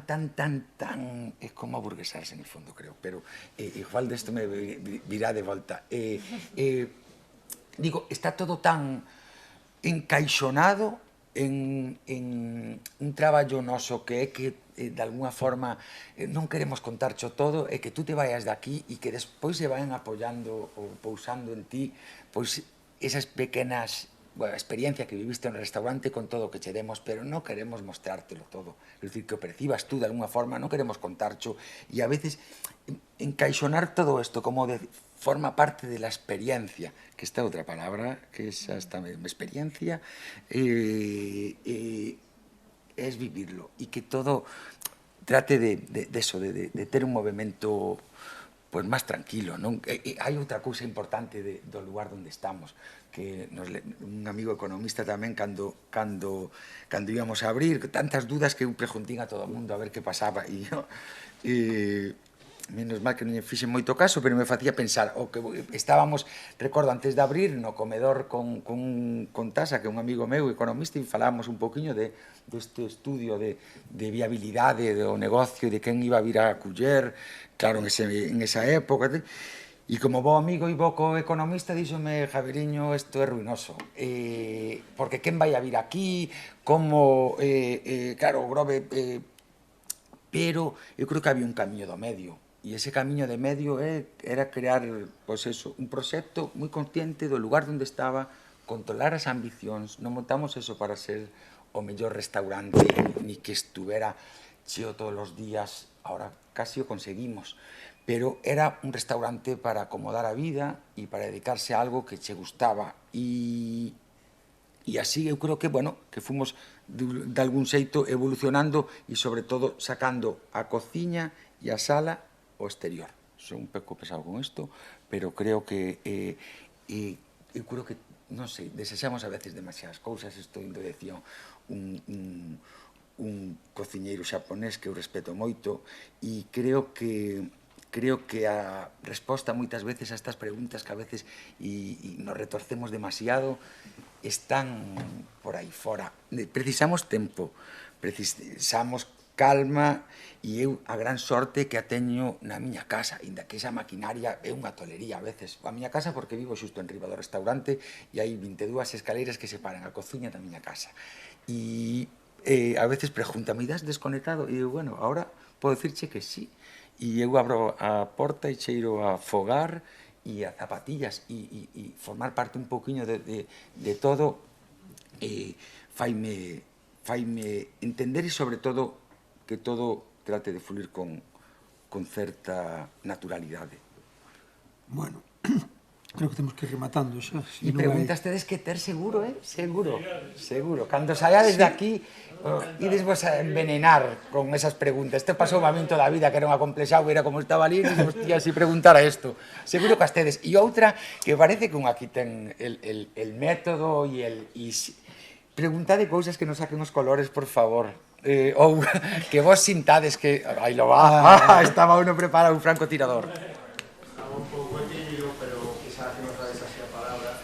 Primeiro, agradecer a vos e a que nos trae, lógicamente, o placer de disfrutar de experiencias reais, de problemáticas moi transversais, porque creo que nos axudan moito como estudiantes e como arquitectos, ¿no?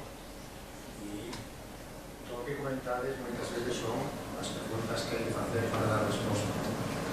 Xo quixo saber ao final de como se chega ao teatro, quitemos a palabra teatro, quitemos a palabra cociña, quitemos a palabra festival, estamos un festivaleiro, un cociñeiro e unha arroceira, por decir así, Sí, sí. pero que as preguntas son exactamente idénticas, exactamente idénticas, como se chega a cociña, como recibir, con que luz, como parte do seu camiñando, do seu voando, o que estamos, penso que pensando todos os días aquí como escola de arquitectura, e que estamos tratando de aprender continuamente con os outros. Creo que hai unha parte fundamental que creo que traballar con vos para un arquitecto ten que ser unha maravilla, no sentido de que hacer esas preguntas. Eu creo que temos a veces que autogestionarnos nós, tratar de vos un sacacorchos ou algo, ¿no? O cliente temos que sacar as preguntas que non sabemos facer, porque estades facendo nos con nós. Que me fixestes a mí hora que non me iba a falar, estaba ao nivel de Riqueiro pensando que iba a comer, non por placer, sino por fame. E creo que nós temos que utilizar ese sacacorchos e preguntar. Cando sabes o avión, cando te cuesta a tua compañía, cando estedes, hai algún embarazado, hai algún que non me ve, alguén de unha espalda, hai algún lesionado, todos na cociña comen de todo. A cantidad de preguntas é o que temos que ser melhor que o CNI. Temos que ser como arquitectos melhor que o CNI. Vos a ventaxa que tais é que nos estades ampliando o espectro de preguntas. A mí eso me parece maravilloso e eu salgo de aquí mellor formado como estudiante de arquitectura, como arquitecto, como preguntador de cursos. E iso é unha maravilla. Despois, creo que hai unha reflexión tamén importante tengo un proxecto vital, tengo un cliente de un espacio que ten todo concentrado e comparece unha desavera porque está continuamente pensando con espacios sin fantasía, sin personalizar, es decir, que pasa un pouco como a nós, cada proxecto que chega ao estudio en un parto, en quirófanos, o sea, cada proxecto que chega ao estudio para nós é o mesmo que se pasa aquí cada vez que chegas a unha sala de estudios desastre. Entón, o caso de Javier creo que é un exemplo fantástico de personalización, ¿no? Como o caso do festival que se personaliza, porque a pesar de non haber espacio no festival, se repite o entorno, se repite o entorno, se repite a luz, se repite o clima, no espacio de Isabela non se repite nada. Entón, aí tamén me quiso pensar como un proxecto itinerante, isto que falaba desta estandarización ou da personalización do autor, como un espacio escénico, ese espacio cultural, que non un cliente permanente, porque Javier Cociña vive permanente no sitio, que él repite a mesma función con matices, pero que está repetindo a mesma función de maneira permanente. Isabela inventa unha función para un espacio que non está caído para esa función. Eso me fixo pensar ahora moitísimo na estandarización do espacio externo. Os teatros do século XIX e as metades do século XX que eran parámetros incluso destas arquitecturas tipo que se repiten, ¿no?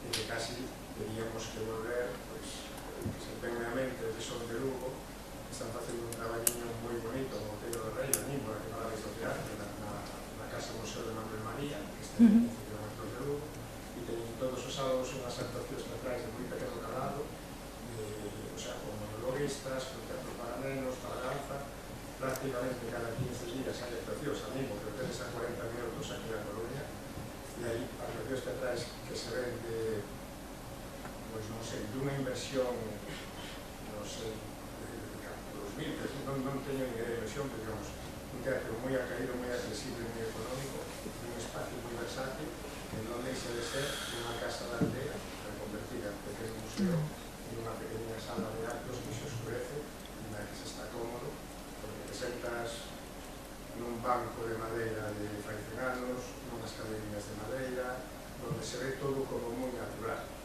Cando se vai a luz, hai un tipo que hai ali a ropa eléctrico, levanta o interruptor, e iso se aparece, pero non o vexo cutre, o vexo real, o vexo idéntico. E a veces que se trata de esconder, incluso de que necesita máis, se aí houbera unha sala de máquinas ou un cuarto de instalacións, como nos pide moitas veces a normativa, pois abría unha porta oscura e se que vai a facer, e levanta ese, e volta do frente a luz, chegas con un pouco de antes, tropezas co tipo que está probando o sonido, non? Se chegas un pouco antes, te dices, bueno, iso se vas a desenvolver o cable, e eu creo que ese proceso participativo mental é fundamental.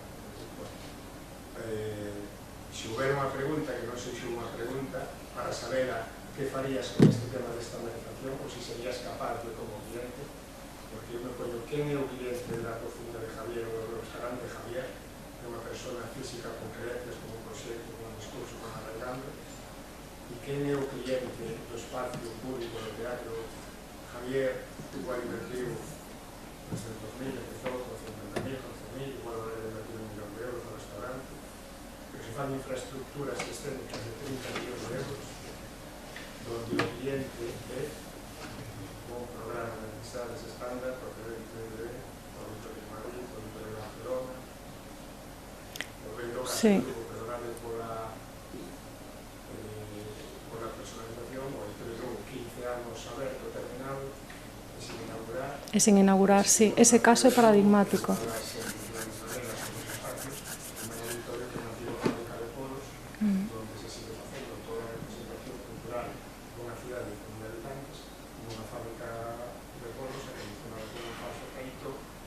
Bastante inhóspito. Estiven onte, xustamente ali, no Gustavo Freire. Pois a sensación, eu te escoitaba preguntar como se chega, onde estás, que socializas. Sí, porque... Sí.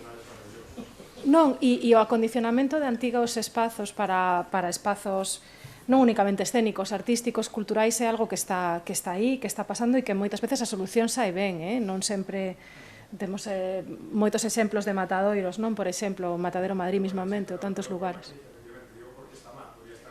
Claro, non.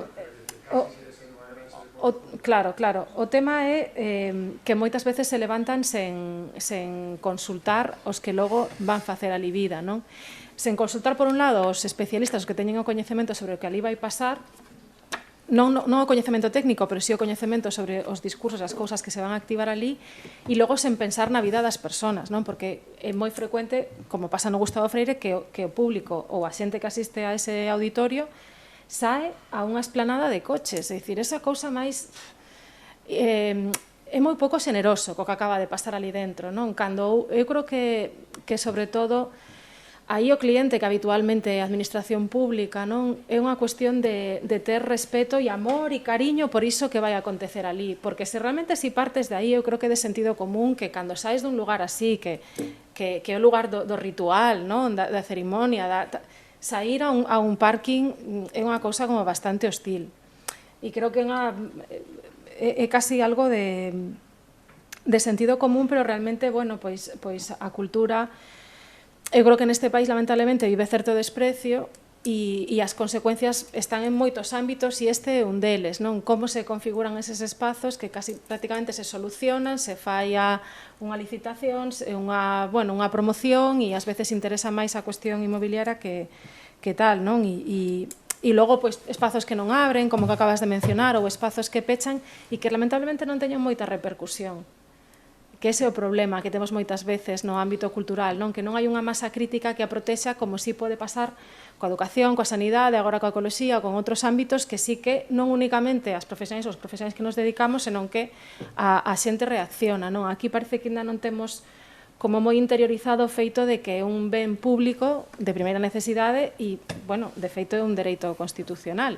Inda que moita xente aquí non o sabe, pero é así, non?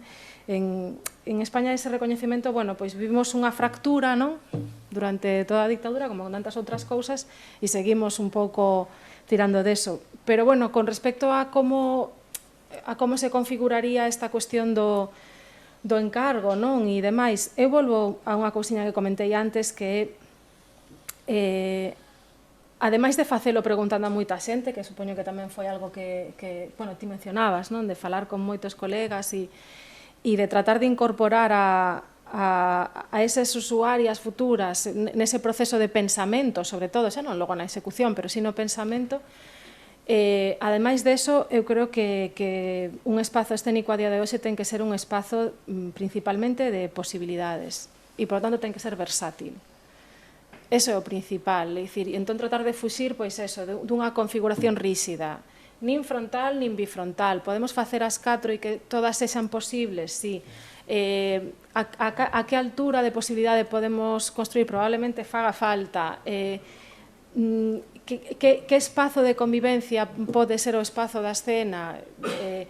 Pode ubicarse de diferentes maneiras. Tratar de que todo iso sexa un espazo de posibilidade.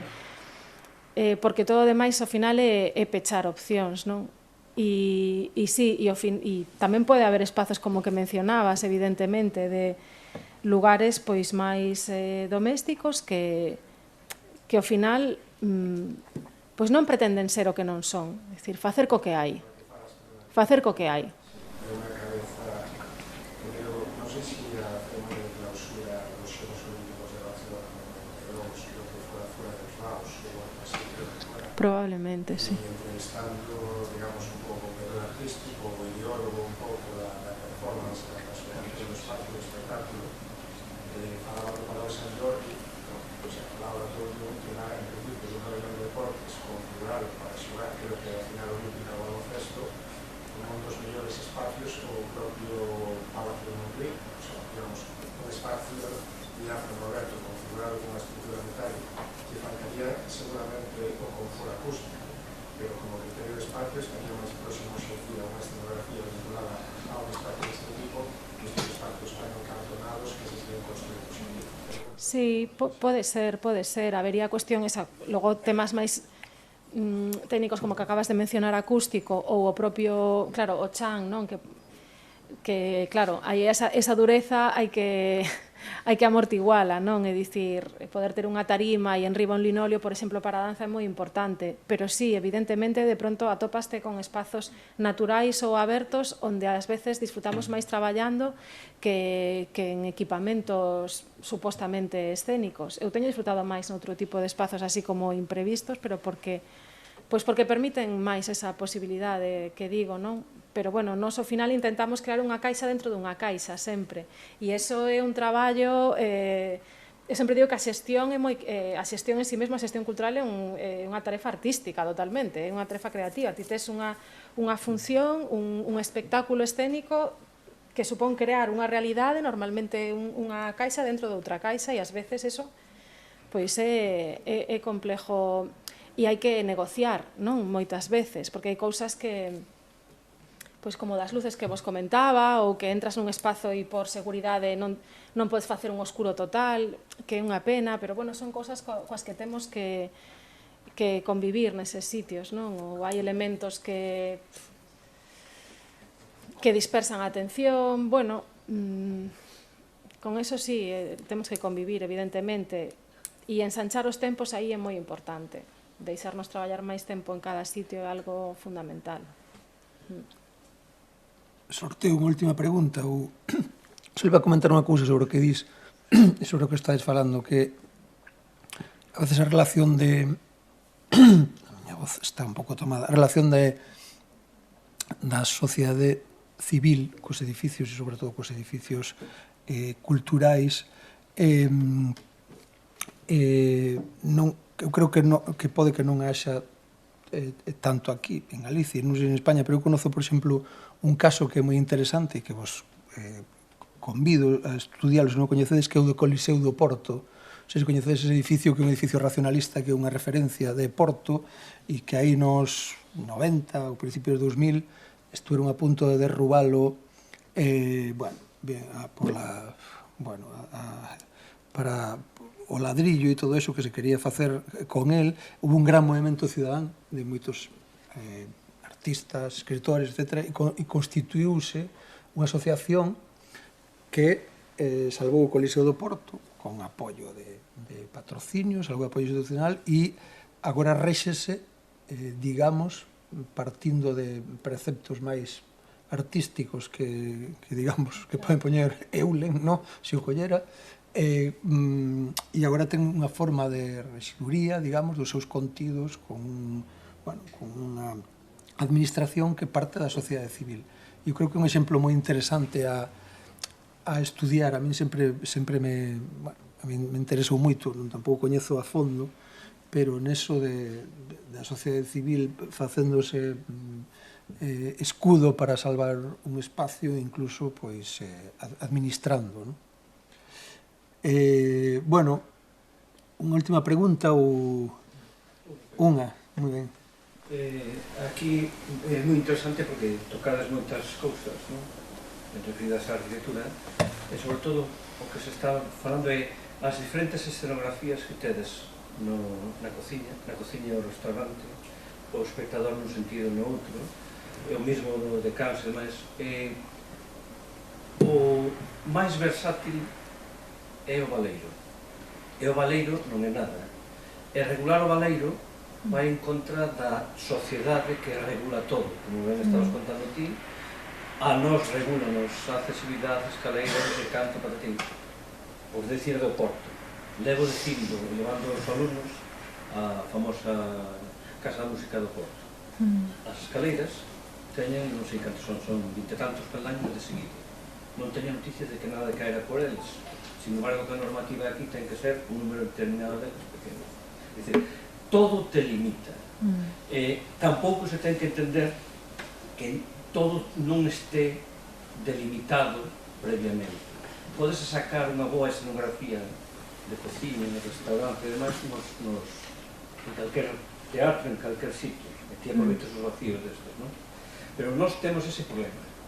Entón, ese problema é o que había que trasladar, que os rapaces, e todos nós, tratásemos de superar.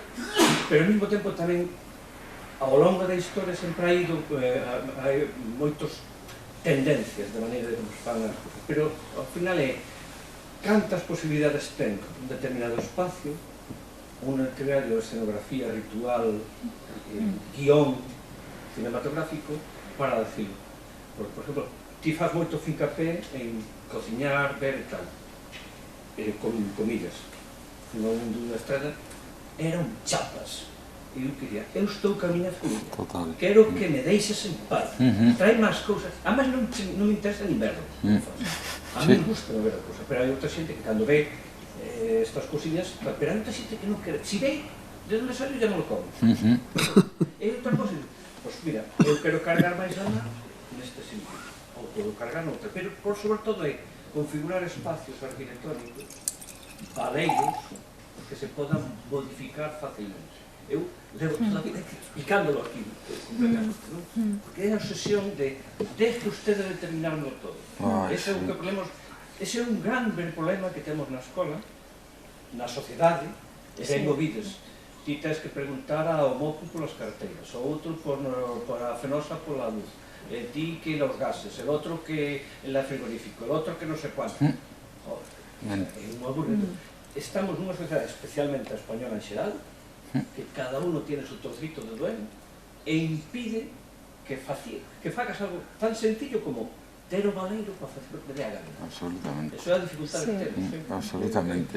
Non solamente somos tontos os arquitectos que non somos capaces de facer Non, non, para nada, sí, a cuestión da excesiva... Eu estudiei Dereito, nunca exercín, pero agora doume de bruces, e agora resultame moi útil, porque doume de bruces un pouco con esta cuestión. E eu moitas veces, cando pelexo así con coas administracións, porque eu intento topar moito a grieta, tamén teño esa ventaxa de ter estudiado Dereito e intento hackear un pouquiño a normativa, non? Porque moitas veces tamén é certo que non é tanto como nos contan as cousas. Eu cando ás veces discuto con administración en ámbito local ou así, doume de conta de que, non digo que sexa o voso caso, pero que ás veces, por exemplo, a normativa de riscos e cuestións así que temos que asumir nós, ás veces me solicitan cousas que son unha normativa de rango moi inferior á superior, que en realidade se aludísemos a ela me protexería a min, como artista ou como axente cultural, non? O que pasa é que son efectivamente espazos de poder que se teñen regulado ata extremos dun paternalismo pasmoso que nos está infantilizando como sociedade, certamente.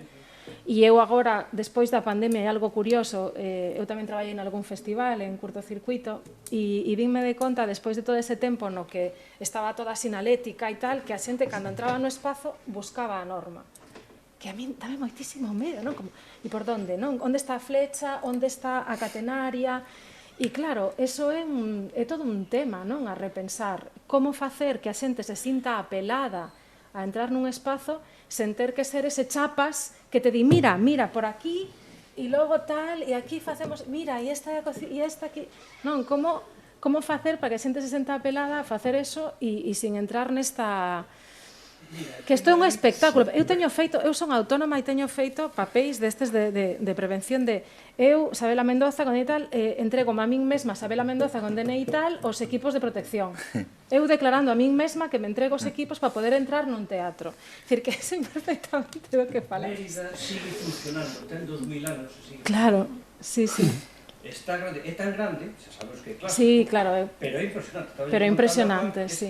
Inauguran con a Orestiada este ano, e Gianni Senai, o arquitecto, enxeneiro, matemático que traballa con Corpo. É impresionante, o que pasa é que non van facer aí unha actuación, outras veces, como sempre, non? Facían a Iliada como se fora unha versión dos Pulos de Gloria. É impresionante, e vale tan pouco para o bruxo, que se mete no medio do sitio, fai un medio monólogo, que outros que che aparecen por detrás. E sigue sendo, xa sabemos que non é tan versátil como o perfecto baleiro que estabas comentando, non, pero sigue habendo total, sí. Cumplir as normas, e a xente está tranquila, nadie, ai, que caigo. É curioso isto, e sí é certo esta rigidez a veces coa que nos topamos nos funcionamentos, sí temos que pensar todos que somos corresponsables desto, e está ben tocar este tema da administración, porque son os que teñen os nosos cartos, e son os que, e nós, sendo vixiantes do que fan, somos os que podemos tamén ir modificando todo isto, para que certas cousas que en realidades pequenas a nos pásanos, pois que teñen unha forma de funcionar arraigada, que é positiva para o funcionamento do pobo e para os recursos económicos e, sobre todo, para xerar comunidades, e comunidades basadas na confianza, na solidaridade, nas relacións negociadas cara a cara, e outra cousa máis importante que é a sensibilidade dos problemas dos demais, a partir de aí tú construes unha comunidade que é capaz, pois sí, de exixir que a mí non me metas en un entramado e en un amasijo que non vou a chegar nunca. E la suerte de que somos unos privilegiados. Eu vivo nunha capa elitista de todo isto. Eu aquí é un postor, se estou falando de problemas reais que lle toca moito. A min abren máis portas, pero sí que hai que pasar a acción e hai que falar un pouquiño claro. Todos vemos a problemática, todos a temos de frente, pero todos seguimos dando palmetadiñas na espalda a quen xestiona os nosos cartos. É unha cuestión xa de analizando isto, pasa coas denominacións e cousas que se convirten xa e que hai viños super interesantes, moi personais, moi auténticos, con moito que contar, pois que porque hai unos gramos que non entran dentro desa denominación ou que se tú non vas por detrás ou por isto hai que rompelo e en esta terra máis. E como? Pois cooperando, sendo exixentes de verdade e sin esperar moito a cambio de que tú me das e yo te doy. É unha cuestión de, pois, eso, e creo que estamos en tempos de que hai que empezar, e vos, os novos, isto que nos lo den, quer dicir, sodes os que tedes que sacarnos os colores, que pedir tamén, decir que o que queredes, pero axitarnos, non vos estamos deixando un camiño fácil por todas estas, eso, estructuras construídas dentro de un orden. Non sei onde está el orden. Por eso, para min é tan importante formar parte dunha pequena comunidade. Aí síntome feliz, intercambio, falo, eso, entendo, aporto. Non podo comprar ovos da casa, pois que venga el de Sanidade e me diga que non. Vale, entende que hai certas cousas, e teño un colega cun restaurante que se chama Rea, na Montaña Alavesa, donde fala do furtivismo. Quietos, non me confundir, que o meu pueblo é experto, pero fala de pequenas realidades que forman parte de unha dinámica natural e que aporta al pueblo cando está olvidado. Non hai quen... Sí, la norma se la ponen a alguien donde non hai servicios, un pouco donde non hai servicios, donde non hai motivación nos recursos, nada, e aún por encima vaiche decir que non lle podes comprar os ovos da casa a señora que conoces, que cruzas todos os días con ela, que compartes con ela. Eu vou ao mercado todos os días, e agora vou así porque hai unha foto milla na entrada, pero como dixo, a 8:45 da mañá, digo, joder, que pesadilla, aí está outra vez. Pero, e isto é formando parte de algo, e salir de las sillas. E eu dixo que cada vez estou máis sentado, por desgracia, pero é unha cuestión de joder, de un pouquiño que llevamos a deixar, e vos asitádenos e sede e reclamade que os vosos cartos se xestionen con equilibrio, joder, e con xusticia de alguna forma, e que se hai proxectos interesantes coa forza, coa cooperación e con estar unidos e xuntos e compartir todas estas dudas que temos todos, empúxase con un poquinho de forza, pero hai que, eso, non sei. Hai que negociar os marcos constantemente. Esta semana, precisamente, por outra cuestión, estuve falando con Sabela de un tema que consideramos que... Perdona, só un segundo que se me esquecía. E a nos pechou noso restaurante unha administración. E aí lo dejo. Fuera. Sendo legais, tendo todo en regla, non digo máis. Pero formaban parte dun entramado mafioso e isto, se hai alguén aquí... Como se chama o documental? Si, o equilibrio dos opostos. Pero podese ver en algo ahora. Podese, anda por aí. Para min foi unha necesidade, era como... Hai un documental sobre todo eso. Como poder contar algo que nos estaba pasando, pois un entramado destes, de porque non fuimos por el outro lado, e dixo, e el outro lado... Si vou a traballar e teño todo el regalo como tiene que... Pois el outro lado era formar parte dunha cultura terrible que hai neste país, que hai que cambiar. E con nos non puderon, pecharon, non sei, pero al final pudimos salir dela. Hai que cambiar, sí. Pois outro día estábamos falando do secuestro burocrático da cultura que creemos, porque temos uns problemas, bueno, como o vacío, a norma, todo eso, pero o problema é cando a norma pois é realmente subxectiva e moi debatible, porque no noso caso do Festival de Cannes tuvemos que devolver agora pois, casi 15.000 euros a Diputación de Pontevedra porque nos fixeron en 5 anos 3 auditorías por sorteo. Es como la bola de los pelallos que cae sempre na hendidura esa, xe dixen eu. E facer unha auditoría é tremendo, porque para 20 ou 25.000 euros que che dan de subvención, e tes que contratar un asesor fiscal, non sei que, e todo nun debate pois, con un señor que non interpreta festivales, só interpreta un Excel, e que ten moito máis interpretacións a norma e que é moito máis subxectiva do que aparece ali. E entón estamos nun debate, e ademais que se construiu, e con isto se acabou, unha gran roda burocrática que eu creo que alimenta máis a xente na burocracia que a xente que realmente fai cousas para analizar esos documentos que lle mandas á burocracia. E ninguén se atreve a decir paren a máquina, porque parar a máquina significa un problema grande, claro. Que non sei eso como pode ser ou como pode hai que pasar, hai que ser diplomáticos, é clave, así que me parece que aquí un está e la diplomacia é fundamental para cambiar as cousas, pero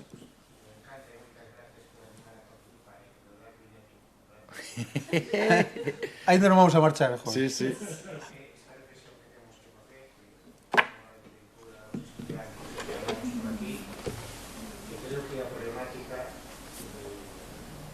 Ascende o mundo da cultura, creo que está chegando a cada vez que solicitamos a sociedade civil, un privado, unha asociación, un nombre dado, por unha palabra que se chama funcionario, a ocupación ou uso do espacio público por un uso distinto para o que está programado.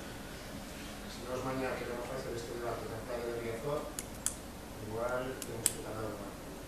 No ámbito deportivo, colaboro con a entidade deportiva, realizando eventos, o sea, a diferencia que hai tú para organizar un acto cultural local, se puedes organizar un acto deportivo no que van a acudir 400 participantes e 3.000 espectadores, está igual en o de cultura, porque hai outras deportivas, lesións, os médicos sacan de ambulancias, vías de evacuación, que dá a sensación que vamos a hacer un desembarco de algún día. Entonces, creo que esta reflexión está moi bien, pero que desgraciadamente non está en la cultura, sino que temos que reflexionar de que pasa cando a ciudadanía, a asociación ou calquera ente que non sexa administración que emplear un espacio público para un evento. E agora que estamos en campaña electoral, como utilizan os partidos políticos todos os espacios escénicos e tal, e como se cambian deles, e que normativo utilizan e como, o sea, como reflexión para que nos haga tamén un pouco ser conscientes de unha conciencia crítica e cada un de nos que participe da maneira que poida, difundindo, divulgando e como destí, tenemos os colores vermellos a nos mismos e os que temos cerca. Sí, eu creo que eso realmente tarda moito porque a administración é moi lenta, é unha maquinaria moi pesada, pero sí que creo que se poden chegar a producir cambios, non? Ás veces duran un tempo limitado e logo volven para atrás, pero bueno, co tempo poden manterse e sí que creo que é como función de todos e tamén apelando como a xente nova a estar en riba desto, a tratar de negociar os marcos sempre, non? E aí é moi útil tamén, claro, a normativa que rexe a nosa práctica máis concreta adoita ser como normativa de procedimento, pero coñecer ás veces as normas de rango superior abre o xogo, moitas veces, e é moi claro, eu veño un pouco dese estudo, pero realmente, aparte son máis interesantes e máis bonitas, porque realmente aluden como máis ao espírito de como nos queremos organizar, non? E eu cada vez que teño unha reunión en que me din que non poden programar danza porque igual non ven xente, digo, mira, ti primeiro non tes que responder a un criterio cuantitativo e segundo, isto é un espazo público e tes a obriga, é dicir, non é o teu criterio. Tes a obriga constitucional de garantizar o acceso a unha cultura diversa, que pasa por observar todas as disciplinas, non únicamente as que enchen o teatro. Normalmente non acontece nada, pero eu soltei o rollo aí. Porque é certo que moitas veces o técnico en concreto é que igual non pensou eso dende que estudiou a oposición. non volveu pensar niso, non? Entón, empoderarnos tamén como cidadanía ou como profesionais nas nosas prácticas para soltar cousas deste tipo e logo dende aí, se observas unha apertura, negociar e dicir, vale, pois veña, pois sí, veña, vamos a facer algunha residencia artística, pero que a lei de contratación, que non teño como tal, bueno, ti non te preocupes, que eu fago unha actividade de evolución, facemos aquí un obradoiro de danza, ti me pagas por eso e a residencia é o que vai de fondo, pero ti, porque non atopa aínda, é unha cousa como unha residencia artística que levamos xa décadas con isto, aínda non existe un obxecto contractual concreto que a administración nos poida. E, de feito, os meus contratos polas funcións é unha cousa bastante irregular, se o pensamos, porque cando teño un contrato para unha función, nos pagan uns honorarios por facer o espectáculo de título tal ás 20 horas no Gustavo Freire o día tal. Pero que eso é bastante falso, en realidade, porque eso inclúe o que a mí me costaron os ensaios, chegar a talí, é dicir, está mal delimitada a cuestión. E entón, tratar de pensar, sair un pouco da caixa e abrir estas conversas son pesadas, pero coido que é importante, porque, e agora no ámbito da cultura estáse debatindo o Estatuto do Artista, non? Que tamén é un paso importante. Pero sí, eu creo que falar, convencer, tratar de o que dicías, non? De entre todos. Nos noso caso, nesto que temos coa Diputación de Pontevedra, que nos pasou antes que a Xunta, que vamos a ir a un xuicio. Entón, a semana pasada, chámame unha persoa que é responsable política con responsabilidades aí, que nunca falara con esa persoa eu por teléfono e tal, que a conoce, me chama, me dice, chámote para decirche que tedes toda razón, pero non podo facer nada. E dime máis, e que ojalá ganedes o xuicio. Porque eso vai ser bo para os que estamos aquí políticamente. Pero xa é a segunda ou terceira vez que mo dicen en moitas... Nesto del vacío, la norma e non sei que, dice, porque foi o abogado dali a falar e a decir, vamos a meter por nada nun follón aquí con isto e por unhas cantidades de miseria, como digo. Dice, claro, isto que todos son reparos, eu como político non podo tal, e eu non quero líos de ningún tipo. Entonces, a mí o que digan, pero tedes toda a razón do mundo. E así, e entonces, e con esa roda, a roda continúa e non frena, e ainda que teñamos a razón, pois nos aplasta esa maquinaria.